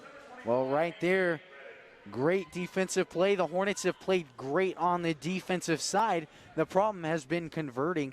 And the one thing the stats don't show you in there, 44% from the field, is how much it's on and off. And the Hornets need to develop some consistency. That's something that Coach Unraz pushed them to do so far this year, is take more shots in the gym, practice shooting quite a bit more. He wants them to become a better shooting team, with which comes more consistency. Here's Phillips with it. He'll drive with the right hand, trying to work on Johnson. Johnson ain't letting anything on the inside. Is Simmons. Isaac's the Laker cut. He tries to get something to go. He missed and then rebounded, fought for. No foul called on anything. A physical game like you talked about. Strauss, another three. That one rolls in and out. McCory, the hustle play, gets the layup. Oh, Mike Corey, we can't talk about it enough. You said committed to play DB at the University of Central Missouri, and certainly an athlete. Look at the vertical right there, but this shows you why they're 10-2. Look at the effort plays by Andover. Well, that'll be a out of bounds, but the Hornets starting to get selfish, Caleb. Coach Unruh talks about the pick-me shots as the Hornets are starting to do a little bit of too much of that. Well, and I think that comes down to the fact they're trying to score some points, but at the end of the day, you have to be able to convert as a team. You got to spread the ball around the court. I think my biggest thing is pushing the ball into Noah Simmons, who's had 8 of their 12 points so far in this game, and you have to be able to operate as a unit. That's one thing the Trojans do an amazing job of, is operating as a team, something the Hornets are kind of struggling with in the past couple games. Here's Garrick with it. Johnson out to Strauss. He's going to take another three. That one, long rebound by Dalrymple, and the Hornets need to push the pace as Isaacs, he's with it. Ashley going to drive in. He'll go up with the right hand, gets the layup to go for Kanoa Ashley. 13-point ball game. The Hornets need to find something to end this first half on a good note. Gehrig airballed. Reddick got it in, saved it. Here come the Hornets once again. Isaacs into Harden. And he'll get the easy bucket. So the Hornets playing in transition, they start getting points. They're starting to feel comfortable. Well, and that's the thing. Now the shots are starting to fall. They're continuing to do everything right. Here's where the Trojans either call a timeout or have a mental shift, and that's when you're going to see them make a push. The Hornets have to be ready for that one. Inside, Johnson's going to make a move. He got blocked, and they're going to call that out of bounds. Feet too big on Gabe Phillips, as it will be Trojan ball. Well, Austin, I want to talk about Jack Johnson right there. What a move. Behind the back, 3 defenders, and was so close to finishing. True talent for the Andover Trojans. That's number 2, Jack Johnson. Isaacs almost got the steal. Ball on the floor, ended up in the hands of Johnson. Isaacs going to guard Johnson. Schmelsley inside, too many Hornets on the inside. Left 3-point shots wide open. Cade Gehrig gonna knock it down. He is now 1 for 5. And Gehrig continues to be a role player, hitting important shots in key moments, making some big buckets. He averages a mere 4 points a game, but he gets the job done when they need it. Davin Schmelsley gonna knock down a 3 of his own. He's lights out in practice, starting to put it into play here in the game. Well, we talked about developing depth. Guys like Cade Wilson and Davin Schmelsley, along with Kanoa Ashley, have started to put the scoring together, and it's going to electrify this Hornets offense. I'm excited to see what they can do in the postseason. Reddick found Gaddis. It's going to be a 3-point shot by Johnson, off the mark, rebounded by Gabe Phillips. He's going to push the pace. The Hornets like playing fast. Harden, a 3. That one off the mark, rebounded by a couple of Trojans. Caleb Harden almost got the jump ball right there, but he'll head back on defense. Gaddis to find Reddick. The Hornets defense playing solid in the last couple of possessions. Well, right there, B.J. Reddick continues to pick on Davin Schmelsley, a guy who's only 6'2", and you're going to see that matchup be key. Gabe Phillips from downtown, 30-22, 8-point ball game. The Hornets starting to chip back before halftime as the Trojans call a timeout. We'll be back in a minute. Parents' biggest worries is letting their teen get behind the wheel of a vehicle. That's why getting professional, personal instruction is so important. The Wichita Driving School is licensed by the state of Kansas and offers the most classes per month of any driving school. With the most students trained in Wichita last year, it's obvious students and parents like Wichita Driving School for the convenience and professional one-on-one instruction. Wichita Driving School, where you're driven to be the best.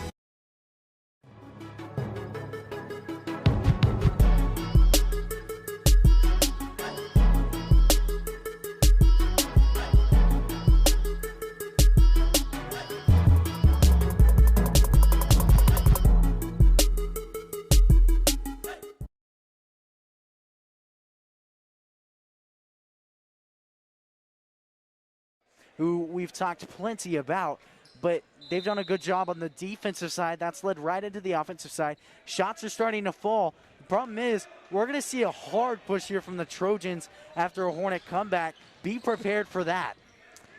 Gehrig on the outside. He just made a three moments ago. It's Johnson inside.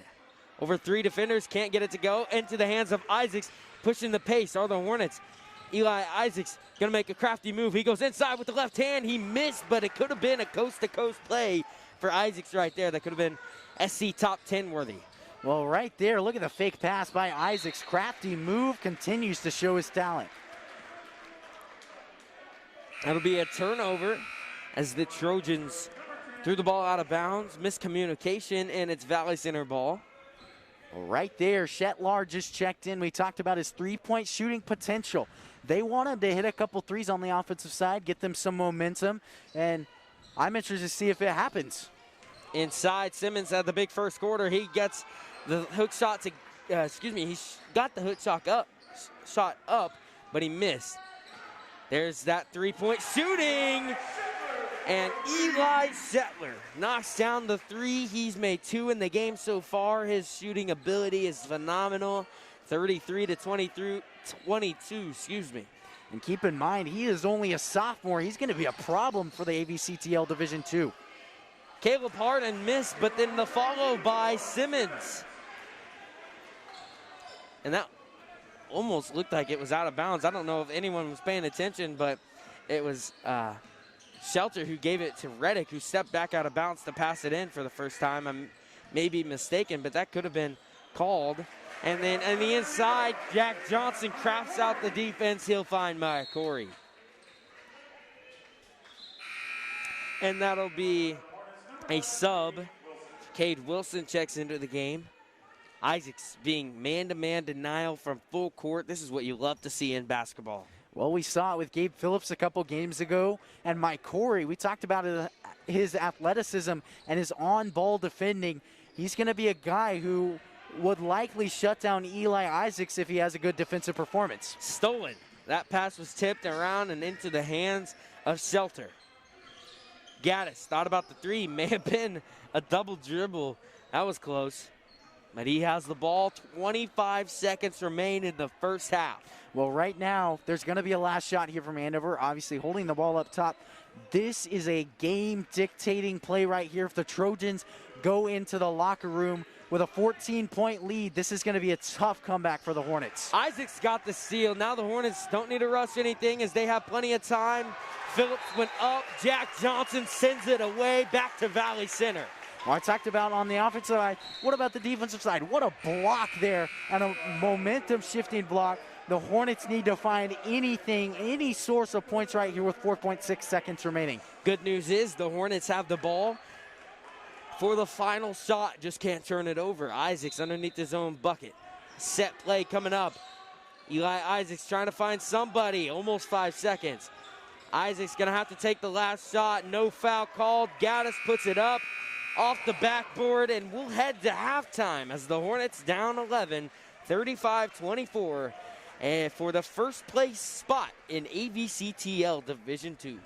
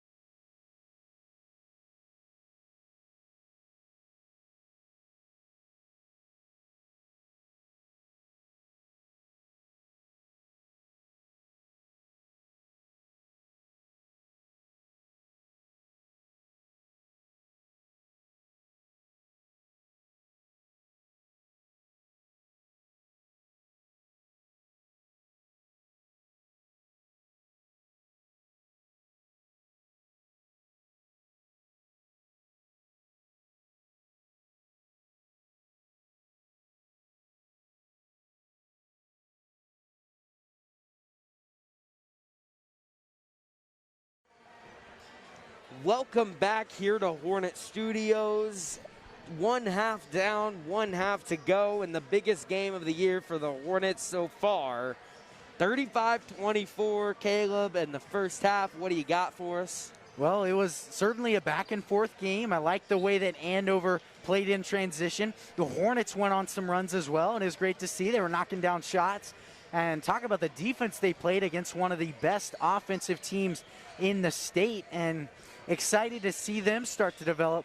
But real quick, Austin, I want to apologize. I got a few comments from fans here in the stands that you guys felt that we were being too negative towards the Hornets, so I want to apologize for that and let you guys know that we will do better here in the second half. We want to improve on your guys' comments and feedback, and we'll make sure to do a better job of that. But overall, I mean, it's been a back-and-forth game, and the Hornets find themselves in a hole, but we saw they have a lot of potential here. They've done some great things. I would especially say defensively, the way they've shut down in certain stints this Andover team, and I think that's going to be the key here tonight, Austin. Well, with a minute 33 to go, Valley Center, one thing their defense led up was a lot of momentum shifting three-pointers. How do they guard that here in the second half? Well, I mean, we saw they ran mostly man, and I'd say just tighten it up. I mean, as a defender, you're not going to get as much help because there's talent all over the floor. You're not going to get as much help. You have to stay tighter on your man, obviously guard the three-point shot, and that's going to be the toughest thing, is not getting that help we've seen them get all year. Communication has to be a lot more against a team like this. Well, it was number 10 for this Andover team, Shelter, who knocked down a couple of threes. Jack Johnson, obviously an impact player. But for the Hornets, Eli Isaacs had a pretty good first half, but the story was Noah Simmons, especially in that first quarter. And if you're the Trojans, how do you stop Noah Simmons and the inside? And then if you're the Hornets, how do you get somebody else involved? Well, I would say work the inside-out game. We saw Andover start to double Noah Simmons in the later second quarter. That's why you saw his production go down. B.J. Reddick is not going to be a guy who's enough to guard a 6'7" stud like Noah Simmons. So I would say work on that double team. You get the ball inside to Simmons, get that double team, kick it out. And if the Hornets are able to shoot a high percentage from three, this is a winnable game. Well, 24 points against this team isn't going to work. The Hornets got to find something offensively. Gabe Phillips with it. He drives in on Johnson, the great defender. Then the Hornets almost turn the ball over. Dalrymple with it. He'll drive all the way in, go up with the right hand. He gets the bucket to go to start the half. Well, that's certainly the way to start it off. And we saw them do this in the first quarter, get some momentum in their favor. And down 9 right now, they need it. Inside, Harden had to switch on to Reddick. The Hornets still playing that man-to-man defense. Inside, Johnson, he'll go. He didn't even go up where Gabe Phillips just jumped a little too early as he wanted that block that Johnson did on him earlier in that first half. That'll be his second personal, first team foul, and it'll be Trojan ball. Well, right there, I mean, obviously some bad blood between the two, and you can expect that for the rest of the night. Missed three by B.J. Reddick. Here come the Hornets. Dalrymple was wide open on the backside, but it's with Isaacs now. He'll drive in, go up with the right hand. He's trying to make up for the points he didn't get in the first half. He missed right there once again. No defense on Gehrig in the corner, but he missed. And possession goes to the Trojans. Not sure who they were going to call that off of, but it did go off of Simmons, as he probably could have saved it. Just thought the call was going to go the other way. Reddick with it. Well, the Trojans have done a good job from around the arc so far tonight, and if they continue to hit it, it's going to be a tough win. Isaacs, a layup off the steal, and then the Trojans push the pace once again, but Valley Center's defense gets back. Those are the little things that the Hornets need to do to try to come back. They're down 7 points. Well, that's the ideal play from Eli Isaacs. He does it all the time, and he's kind of iconicized it here in Valley Center. We talked about how they averaged 13 points off a turnover, 21 off a turnover, and they're going to need to double that margin.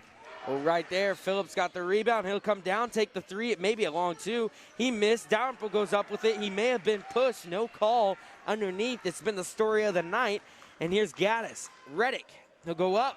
He missed. And they're going to call a late foul. Terrible call, in my opinion. And that'll be a foul called on Dalrymple. That's his third. He might have to go to the bench. And B.J. Reddick at the line. Well, you find yourself in that dilemma as a postman. You see a guy like B.J. Reddick, and he's flying up there. And, I mean, it's tough to move yourself out of the way. Tough call, and Dalrymple struggling to catch a break.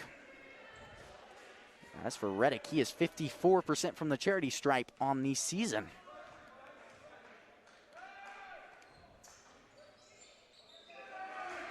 Missed free throw again. Pushing the pace are the Hornets. Harden with it. He'll find Schmelzer. He hit a three in the first half. Back to Isaacs. He's been silenced so far by Isaiah Mayakori, who's done a great job on him. When we talked about his on-ball defense, it has been impeccable, and we saw the tight guarding there in the second quarter, and that's why Isaacs has been shut down. Simmons, he had a big first half right there. Turnaround jumper, no good, but he got the foul called. He's headed back to the free throw line for the Hornets as he is perfect from the line tonight. Here's that student section for Andover, yelling and screaming, and then bounces an unlucky bounce for Simmons. Well, I think both these teams play well, and it's play well with a student section, but it's very fortunate for the Trojans that they do have home field advantage here, and it's certainly helped them in some sense, gaining some momentum, and the Hornets are going to have to recover from that. Two missed shots from the charity stripe by Simmons. Inside, Johnson. What a finish. He was even impressed with himself by that, as you just don't see that every day in high school basketball. So, yeah, we're going to talk about it a little bit.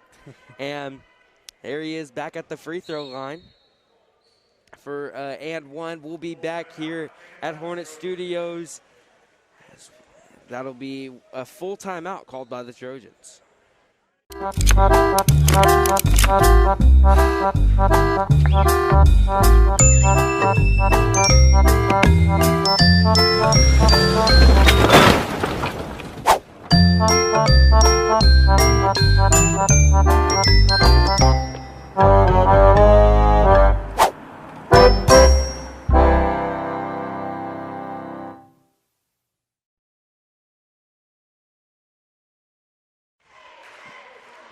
And with 5:36, the Hornets started to make a comeback. Jack Johnson silenced it. He's at the free throw line. What do the Hornets need to do to keep chipping away at the game? Well, I think they need to play defense like they did in that second quarter. They communicated well. They transitioned well. They forced turnovers, and that converted right onto the offensive side of the ball. And I would say right now they're struggling to shut down Jack Johnson. I mean, we've seen a mere 2 points from the Trojans, and the Hornets are making a push at a comeback. But at the moment, that's going to be the guy to shut down. Well, he can take over a game fast. Here he is at the free throw line. The 82% free throw shooter knocks it down. 10-point ball game. Light pressure by the Trojans. Isaacs and Phillips going to get it past half court with ease. A trap inside. Valley Center, good ball movement. Gabe Phillips bangs it from downtown for Phillips.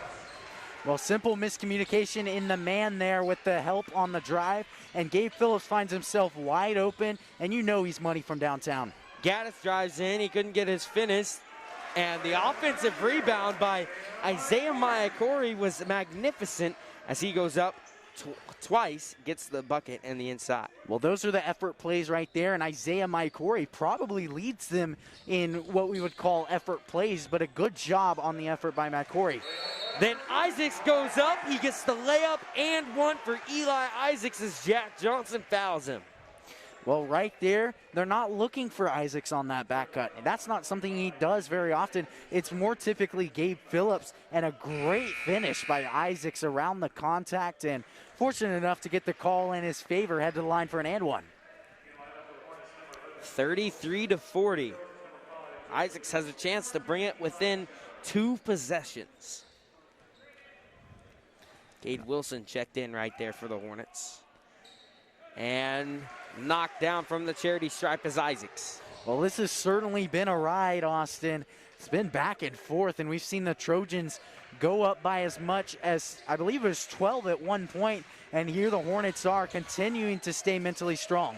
Beatles, easy 2 points as he uses his length to get on the inside. He's a senior for this Trojan team, a role player that can create his own opportunities. Isaacs with it, guarded by Gaddis. Back to Isaacs on the inside. It's Simmons. He's going to work inside. Step through. He can't get it to go, but then into the hands of Isaacs. Count that as an assist for Noah Simmons. Well, right there, look at the great job of the Hornets by crashing the board. 3 guys around the board, and right there it was Isaacs who got the opportunity to get the second chance points. Inside would have been a good opportunity. Great defense by Phillips, but then it was Shelter on the inside, got the layup to go. Both teams, the offensive rebounding and the defensive rebounding non-existent. Phillips with it, thought about the 3, he'll drive in. Same thing that Johnson did to him moments ago, but then he went up with the right hand and it was off the mark. Jack Johnson the other way. Charge! That one drawn by Cade Wilson, the little guy underneath, 5'7", demon for this Hornets team. He told me to call him 5'7". I used to call him 5'6". But excuse me, I used to call him 5'7". He told me to call him 5'10", excuse me. So he's 5'10" in his book, so we're going to call him that for the rest of the season. But anyway, he drew the charge. He's great at that for the Hornets. Well, right there, Jack Johnson trying to do exactly what Phillips did, but this time finishing it. And Cade Wilson, what a play. His second charge drawn, and continues to be a junior and still a leader for this team. Inside, Harden almost traveled, but he found Simmons, and then the bucket to go. 6-point ball game. Well, Harden finds himself in a tricky situation. This is where trust comes in, gets the pass on over to Simmons, and trusts his teammate that he'll get the bucket. Here's Caleb Harden, driving inside, making a couple moves, found Simmons. He went up with it, and Noah Simmons, the big guy on the inside. And what a move by Simmons. He continues to amaze, continues developing on the offensive side. His scoring ability has been impeccable the past couple games. Well, this is the game we wanted, Caleb. Here's Johnson, guarded heavily by Phillips. He'll drive in. He'll find Maya Corey underneath. Good ball movement inside. Ball's on the ground. No travel called. Simmons with it. And that'll be a timeout called by the Hornets. 2:26 to go in the third quarter. Valley Center pumped up. To Valley Center, a beautiful, friendly community just 9 miles north of downtown Wichita. Come discover Valley Center and take a walk through historic downtown. Check out unique restaurants, shop at locally owned businesses, or play around at Valley Point Golf Course. Valley Center is building on its proud heritage while welcoming new ideas, new businesses, and new families. Valley Center will exceed your expectations. Discover Valley Center, an incredible place to call home. 4-point ball game, and it's Hornets ball, trying to bring it within a couple of points. What do the Hornets need to keep on doing to try to obviously win this game, but just keep it in the realm that they want it to be in? Well, right now it stems from the defensive side. Lots of credit to this Hornets offense, but the defense has been the key all season, and that's been the reason they're in this game here tonight. Crashing the boards was Phillips off the missed shot by Harden. And then comes up with it was Kanoa Ashley and Caleb Harden inside. Phillips, spot up. He's going to try to work. The Kobe Bryant shot off the mark by Phillips. He works on that. He can score that any day of the week, but he missed right there. Well, he's developing that short corner jumper. You see him hit that every time. I mean, that's going to be an incredible scoring position from Gabe Phillips. Maya Corey went up with the left hand, couldn't get it to go. Here's Phillips, going to take a 3. That one off the mark. Rebounded by Simmons underneath. He goes up with it. And Simmons continues to amaze. Truly incredible.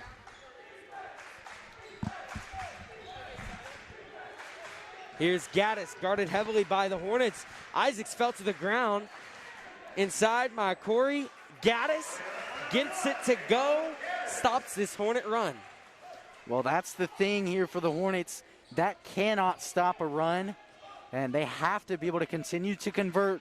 Right now, you're going to see on the offensive side a 3-point attempt. and an attempt to get back some momentum. Inside, Simmons makes a move. Ball flies out of his hands, and it'll be Trojan ball. Well, it is a scary thing, that's for sure, when the Trojans start to get some momentum. They did that earlier in the game a few times, and that's why they were up by 11 at halftime. So, I mean, it's really going to be a tough thing if the Hornets don't control the momentum here. Right now, the key is a defensive stop. If they're able to get that done, then I see them in the realm of getting it within one possession at the end of the third quarter, Austin. 45 seconds. A three off the mark, rebounded by Dalrymple. Well, here's the chance to convert right here, Austin. Anything, any bucket is going to get you some momentum. Obviously, a last shot would be ideal, but at the end of the day, you have to be able to convert and put the ball in the hoop, make it a one-possession game. No turning the ball over if you're the Hornets. Isaacs to Wilson, guarded by Shelter, who missed the three just moments ago. 46-42, 4-point ball game. Valley Center, the chance to get something on the board here to end the third quarter. Been a phenomenal third quarter, and then a steal right as I said that. He'll go up with it, off the mark, rebounded by Reddick. He'll go up and through. 48-42, 6-point ball game to end the third quarter. We'll be back here for the fourth and final quarter just moments from now.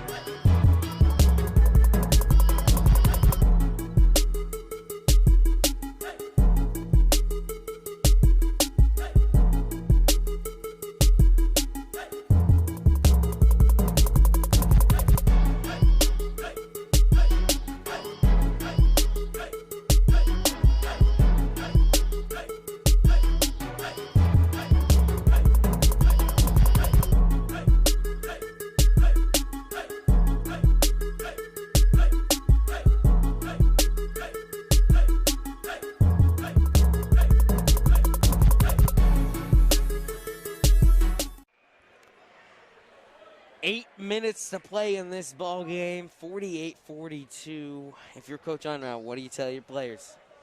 Well, how do you recover? Obviously, a little bit of momentum gain there by the Trojans, and they're going to come out with a head of steam. They're going to come out strong, and that's just a known fact if you've ever watched this Trojans team play. So you need to expect that. If you're the Trojans, it's going to go into the hands of Jack Johnson the first couple possessions. And that will be Jack Johnson with the ball. He goes up for the layup. That one no good, but that'll be a foul called on Gabe Phillips. Both Phillips and Dalrymple have 3 fouls each. Well, Johnson, almost 2 shots, almost as good as an easy bucket if you're Jack Johnson. 82% from the free throw line and continues to be a stud. Both swished by Johnson. Isaacs with an 8-point deficit. The Hornets have trailed most of the game since their 6-0 lead. Well, right now the Hornets going to slow it down, a set play, and they need some momentum. Isaacs, the roll-in layup. Well, I love that play right there. An up cut there from Harden across the wing, and Isaacs takes advantage of it. 2-on-3 situation. Isaacs Euro step with the left hand, no good. Rebounded by Phillips. He's going to work against a couple defenders out to Dalrymple for 3. And off the side of the rim, could have had an opportunity for the Hornets to come within 3 points if Dalrymple would have hit that inside Beatles. He lost it. Another turnover. Isaac's going to have an easy layup, and he knocks it down. And one for Eli Isaacs. He's headed to the free throw line. Well, we continue to see it. The effort has been impeccable on both sides of the ball, but talk about the defense. That is creating every opportunity that we see, and that has been the story of the year for the Valley Center Hornets. It continues to show here no matter the level of opponent.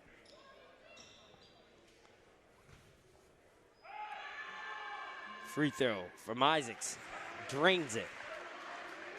Well, there was that momentum shifting play, Austin, and we'll see how the Hornets recover on the defensive side if they're able to continue to force turnovers. We talked about at the beginning of the game, the crowd noise. Not too many teams used to it this year. A steal by Isaacs up the head to Harden. That's a goaltend. And it's 49-50 now. It'll be Trojan ball. Easy 2 points for the Hornets. Automatic 2 points for that matter. And it's a 1 point ball game. Yeah, I think even BJ Redick knew that was a goaltend when he went up and hit it. But good break there for the Hornets, and they continue to force turnovers, wreaking havoc on what should be a well-oiled Trojan offense. Another turnover. Here's Harden. Jump stop, and he doesn't get it to go. Second shot, no good. Harden gets his own rebound and goes up. Hornets have the first lead of the game since the 6-0 lead early on. And it doesn't get better than that. Being down by as much as 12, and here they are, continually dominating, staying mentally tough. That's what winning teams do. Almost another steal. It's ball's on the ground. Harden fights for it. He comes up with it. Isaacs, easy layup. Good. The Hornets feeling it. We're feeling it up here too, Caleb. The energy's high. Well, and you think for an away team at an away game, energy would not be hot. But this C team and all of the bench is creating a lot of energy in here. Missed shot. BJ Redick, an opportunity for his team. Inside. Gaddis, he'll be fouled. He doesn't get the layup. He's headed to the free throw line. What a stint right there from the Hornet defense. Well, that is certainly for sure forcing turnovers, and you could tell that Trojans offense, which, as I mentioned, typically a well-oiled machine, and to see them as frantic as they were is a rare feat to achieve. Maybe a timeout called to maybe ice Gaddis, so we'll be back here with 5:40 left on Hornet Studios. Welcome to Valley Center, a beautiful, friendly community just 9 miles north of downtown Wichita. Come discover Valley Center and take a walk through historic downtown. Check out unique restaurants, shop at locally owned businesses, or play around at Valley Point Golf Course. Valley Center is building on its proud heritage while welcoming new ideas, new businesses, and new families. Valley Center will exceed your expectations. Discover Valley Center, an incredible place to call home. 5:40 to play in this high-intensity game. How about the hustle by the Hornets? And it shows. I've talked about their defensive domination, but look at the plays that the Hornets have made. They force turnovers, and then you constantly see players on the ground diving for the basketball. The Hornets have been a high-effort team all season, and it shows out when it needs to most, Austin. This is great to see. Well, Caleb Harden put his body on the line just moments ago, found Isaacs. Beautiful play. Gaddis, who drove in, airballed the layup. He knocks down the free throw. Well, the thing here is, how do both teams recover? Obviously, the Hornets want to go back on a run, and if you're the Trojans, you want to stop some momentum, get the ball in the hands of Caleb Gaddis or Jack Johnson, and find some buckets down by 2. And you said it, 2-point ball game. Gaddis missed the free throw. Isaacs with it. He's had a big second half. And then Coach Unruh yelling no to Isaacs as he tried to find Dalrymple, but his pass was telegraphed. It's into the hands of the Trojans. And then stolen by Dalrymple. Well, that was almost a momentum shifting play that could have sent Trojans on a game-winning run, but there comes Braden Dalrymple. Clutch steal ends a possible run for the Trojans. This Trojans team once went on a 30-game win streak and then went 8-0. They're since 2-2 to be 10-2 on the season. Here's Dalrymple with it. The Hornets, they went on their 9-game win streak. They're 2-2 in the last couple of games. Foul, right? It will be a foul. It should be called on Jack Johnson. Not a foul, so it'll just be out of bounds. Valley Center ball, 4:44 to go. Isaac still being pressured all game by Maya Corey. Well, Austin, you talked about their 26-0 season last year, and they continue to dominate. They have a lot of youth ahead of them. I talked about Shetlar and guys like BJ Redick. There's a lot of good future for this Trojans team, and expect them to be a team who consistently dominates in years to come. Isaacs gonna drive. He'll go all the way inside.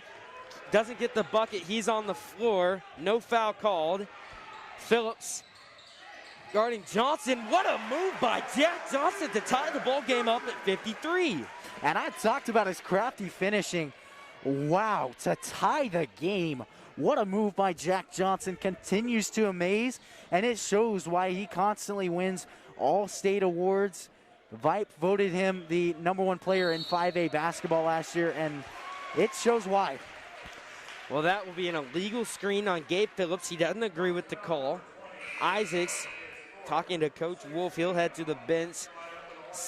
Kanoa Ashley back in. He had that crafty move earlier for the Hornets. 53-53 our ball game. Well, Gabe has 4 fouls. The biggest thing is he's going to have to play Jack Johnson here because you know where the ball is going to. It's going to be in the hands of #2 in white, Jack Johnson. Gabe Phillips has to play safe but still be able to shut down Johnson. Inside. That'll be a charge going the other way. Caleb Harden draws the charge once again for the Hornets. And it couldn't have worked out better. Hornets with a great play. Caleb Harden, another hustle play, a leadership play, and it doesn't get better than that. Johnson arguing with the ref, the JV and C team, making sure he knows he messed up on that one. As we talked about the fan noise, this is getting exciting. Well, that's certainly for sure. Respect to the C team. They've been able to create some momentum in small, quiet gyms for the Hornets so far this season, and they're continuing to show up when it means the most. Tie ball game for the #1 spot in the AVCTL Division II. Inside, Simmons will travel. It was a great move, but the execution wasn't there.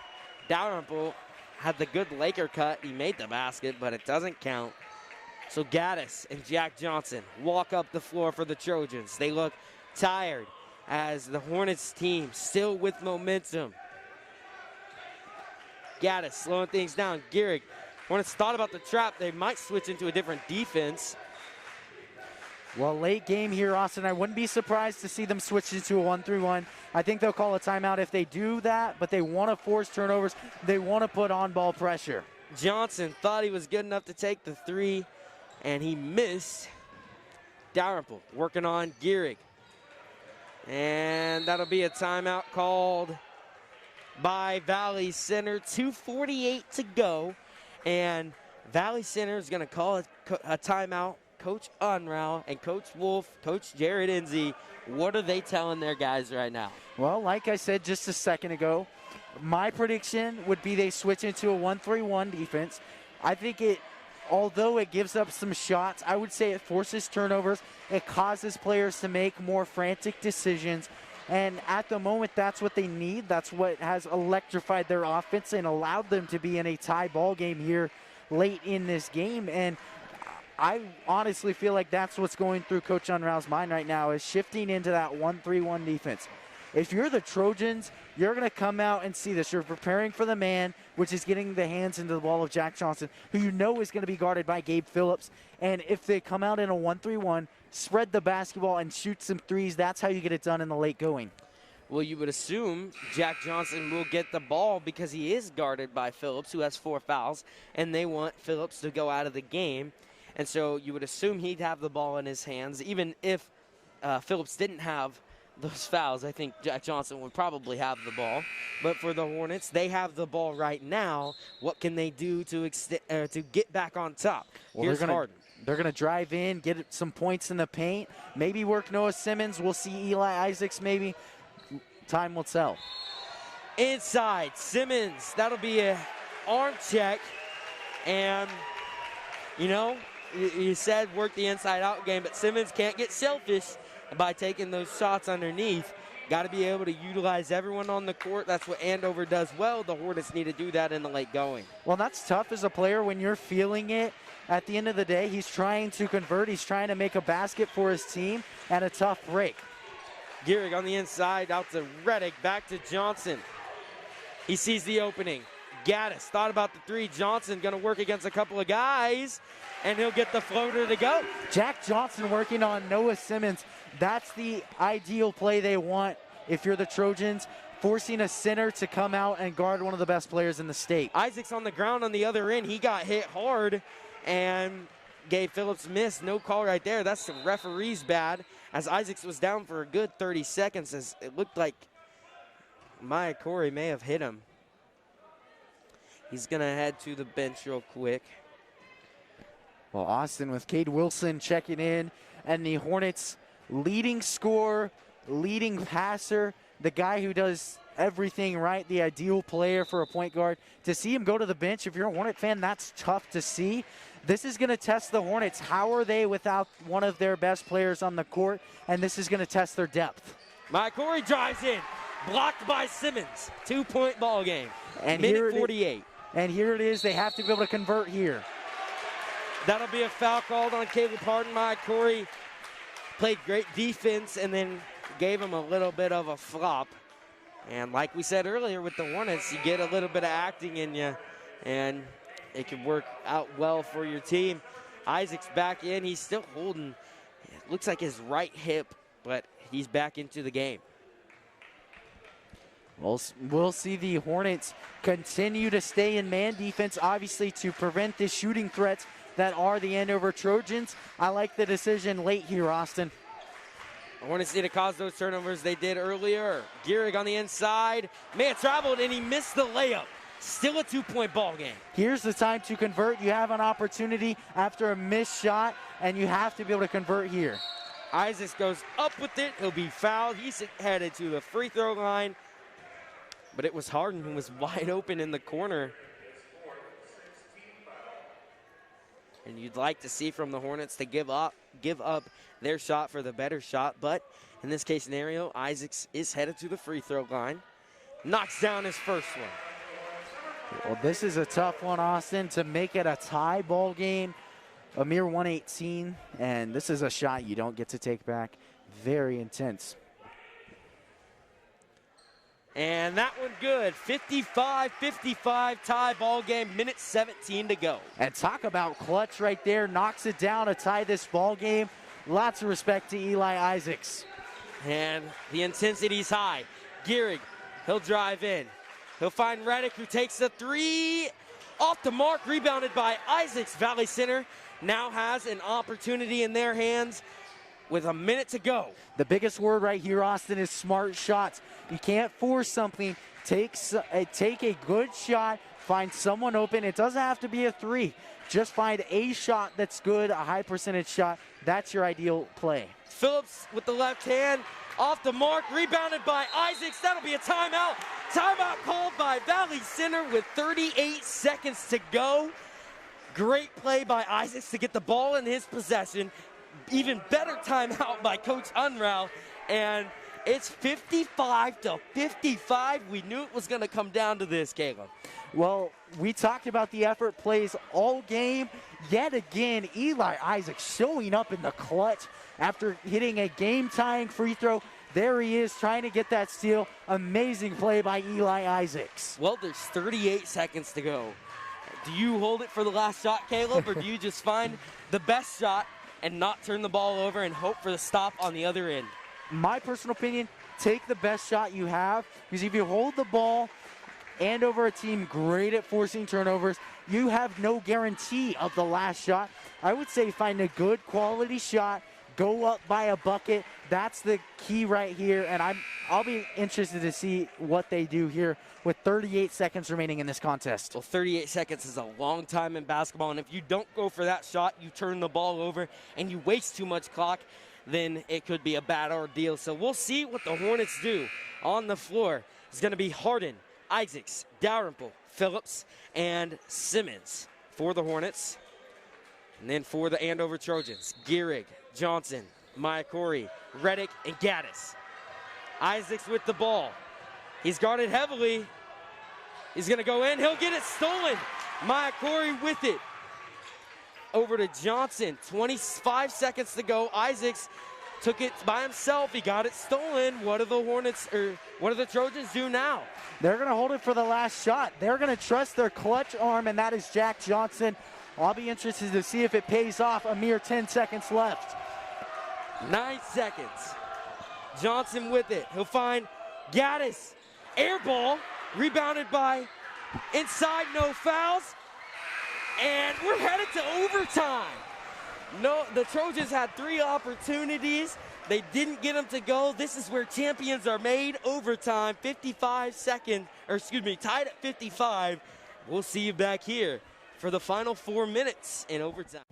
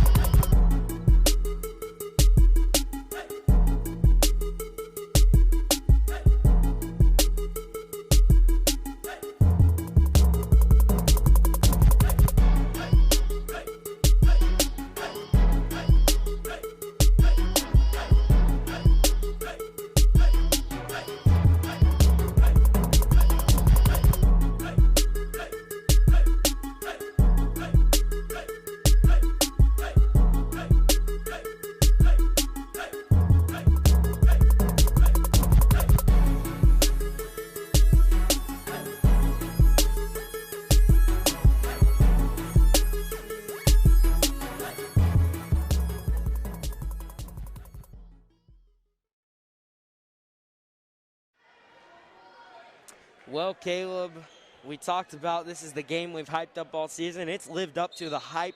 What does Valley Center do? Well, right now they just need to get back in a rhythm. 4 minutes is a long time, half of a quarter, and you have to be able to find that rhythm and be able to convert on the offensive side. Since it's overtime, there's fouls on the board. That's going to be Eli Isaacs headed to the free throw line for a 1-and-1.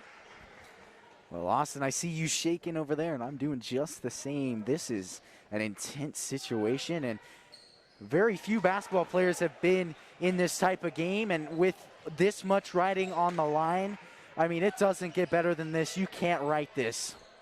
Isaacs missed the 1-and-1 free throw. Harden out guarding Reddick. Ball's on the floor, out of bounds. Caleb Harden stands there. He doesn't know what Reddick did to fall over, but he's loving it. 3:42 now. Well, the problem we saw late in that fourth quarter is going to be able to convert. If you're able to score on the offensive side, which both teams weren't able to late in the game, right now that's going to be the biggest thing, is being able to score on the offensive side. Phillips may have got away with the travel right there. Valley Center gonna not force anything. This is where champions are made, here in Andover. Well, the biggest thing right now, you don't want Andover to get on a run. You have to hold possession of the ball at all times. And right there, Dalrymple gave up his shot for a almost better shot, but it was Simmons who couldn't hold on to it. Reddick lost it again. Johnson gonna go up. He'll be blocked. And they're gonna call the foul. I think they're gonna get that on Simmons.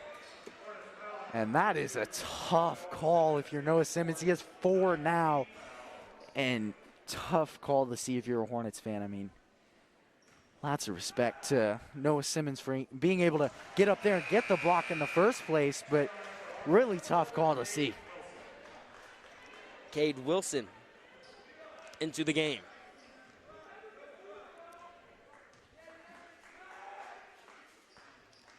And almost 2 missed free throws, but 1 missed free throw by Johnson. A rare miss, but he makes his second. Here's a 1-point ball game. Here are the Hornets. Still trying to work on the inside as Simmons. They've let Simmons and Reddick do a lot of damage on the inside.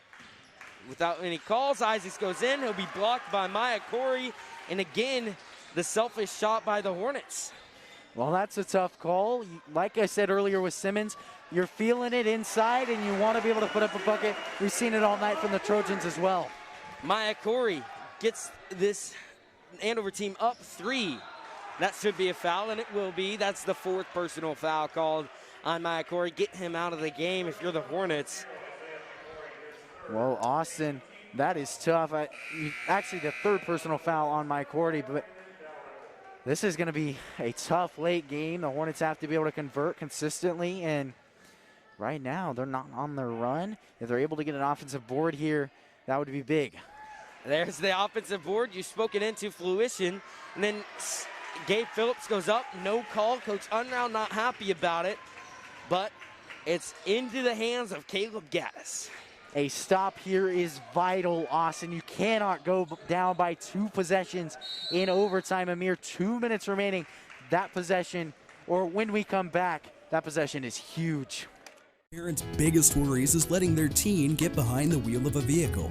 That's why getting professional, personal instruction is so important. The Wichita Driving School is licensed by the state of Kansas and offers the most classes per month of any driving school. With the most students trained in Wichita last year, it's obvious students and parents like Wichita Driving School for the convenience and professional one-on-one instruction. Wichita Driving School, where you're driven to be the best. And back here with 2:09 to go, a timeout called by the Andover Trojans as they're up 3. Caleb, what do you say if you're a Trojan? And then for the Hornets, what do they need to do? Well, while you guys are all watching, I want to take a quick second to shout out our producer and cameraman, Dominic Santiago. He has done everything for us here tonight and kept the production alive. A lot of respect to you, Dominic Santiago. But right now, if you're the Hornets, obviously you have to play great defense. That has been vital for your team so far in this game. And you have to play tight on man. You have to communicate well. That is the key here on the defensive side. If you're the Trojans, hold the ball and get a bucket. That's the biggest thing. They're going to take their time take their sweet time, milk every second out of this possession that they can. Here's Gaddis with it. Trap right there on Johnson. He'll be guarded by Harden. Up top, Trojans in no hurry. And that'll be a foul called on Phillips, and that is his 5th. He's gonna have to go to the bench for the rest of this game. Well, this is the tough thing about overtime is Phillips heading the bench with 5 and Noah Simmons coming back in who has 4. Once you get into overtime, obviously fouls stay the same. This is where you get yourself in foul trouble. I mean, both squads have done it so far this game, but it's tough to see, and the Hornets are going to have to run on some depth players, and this is really a test time if the Hornets are able to make it far in the playoffs, if they're able to convert here. Well, B.J. Reddick checks back in. A 4-point ball game now after that free throw. Well, if you're the Hornets on the offensive side here, you can't rush anything. Still a 2-possession game, and you have plenty of time, 1:50. You can't force a shot. You got to stay calm, take good quality shots, and that's how you're going to find yourself with a comeback. And a turnover right there. And an easy 2 points for Andover, 62-55. Mike Corey, he came in hard and knocked the ball back out of bounds. This defense by Andover is impeccable right now. And here with a 7-point deficit, you have to play with a sense of urgency. That'll be a foul called on B.J. Reddick as Noah Simmons will have free throws. This is huge. Free throws are going to come down to it in this game as the Hornets are going to have to foul if this game doesn't get any closer. And then if you're the Trojans, if they do foul the Hornets, you're going to have a 1-and-1. The Hornets need to convert on these free throws. Well, you talk about it, converting this big. No time runs off the clock here. And if they're able to convert almost 3 points in that sense, I know we talk about it a lot, but I don't think anyone expresses how big charity stripe points are. First free throw by Simmons, good. Second, knocked it down. Kanoa Ashley in for the Hornets. Dalrymple. And this Hornets defense gonna play a press defense. Well, and we know they've worked on it all season, and this is big for the Hornets if it's able to convert in clutch time, if they're able to force the turnovers like they've ideally wanted to this season. Into the corner, Shelter. Johnson drives in. And the stall game is working right now for the Trojans. That'll be a foul call on Isaacs. That's only Isaac's first personal, so he's somebody that the Hornets can rely on to foul in the late going with Dalrymple, who has 4, and Simmons, who has 4. He's at the scores table right now. Well, Austin, this is going to be huge. If Gaddis isn't able to convert, the Hornets hopefully, ideally get the ball back, push it down the court, take a good quality 3, and that's how they're going to find themselves in a comeback. But 1:07 left. This is going to have to be an urgent game, but you're still going to have to play calm. That's the biggest thing right now. Gaddis missed both. Offensive board, and that'll be a foul called. And should have been a jump ball if anything, but Johnson back at the free throw line. Well, we mentioned the effort play. Jack Johnson continues to convert, and tough break there for the Hornets. Just a great play by Jack Johnson with the hustle.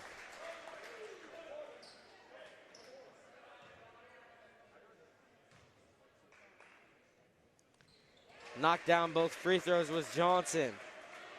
Isaac still being guarded heavily by Maya Corey, who only has 3 fouls. Isaac's all the way in. He threw it away.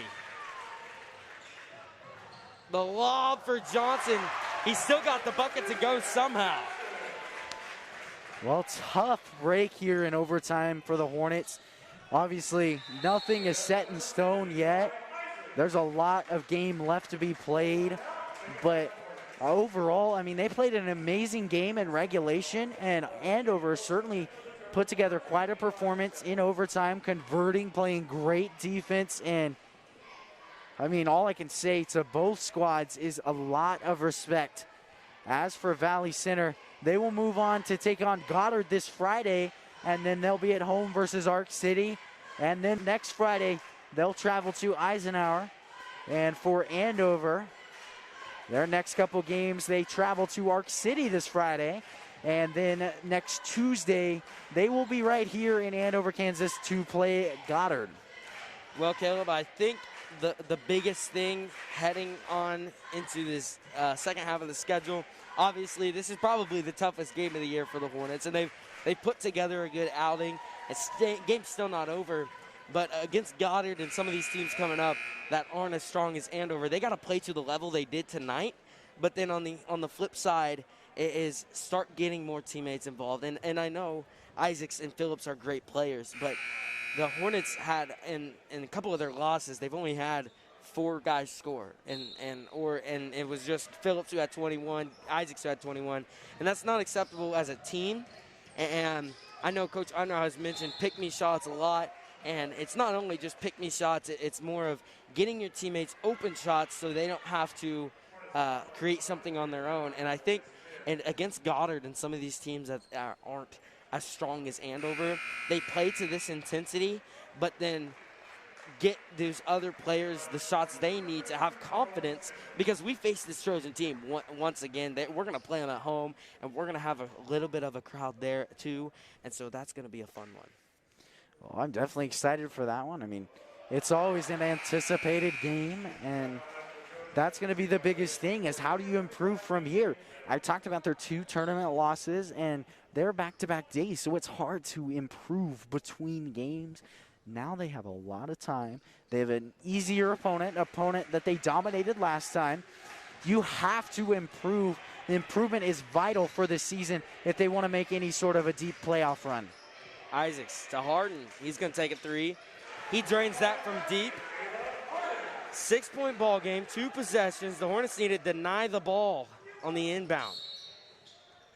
And the ball goes in, but 19.3 seconds. All right. There'll be a foul called on Isaacs. That's only his second. Free throws coming up for Caleb Gaddis.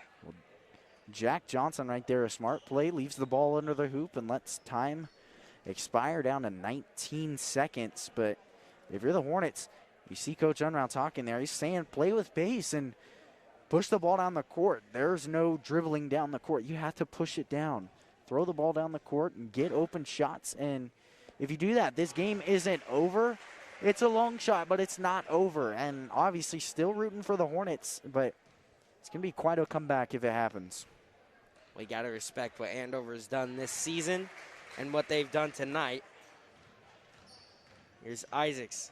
Got to get a shot up quick. Go inside. Layup. No foul called. Wilson. And that's going to be ball game. 70-64 in overtime as it's B.J. Reddick who throws it down, but no good. So 70-64. The Hornets going to play these Trojans once more this year, but this is a game the Hornets got to come back from. They got Goddard, a little bit easier opponent like you talked about, Caleb. Well, this is going to be a turning point for this team if they're able to work hard. I'm excited for their potential over the season. Great games by both teams, and always a fun game to watch.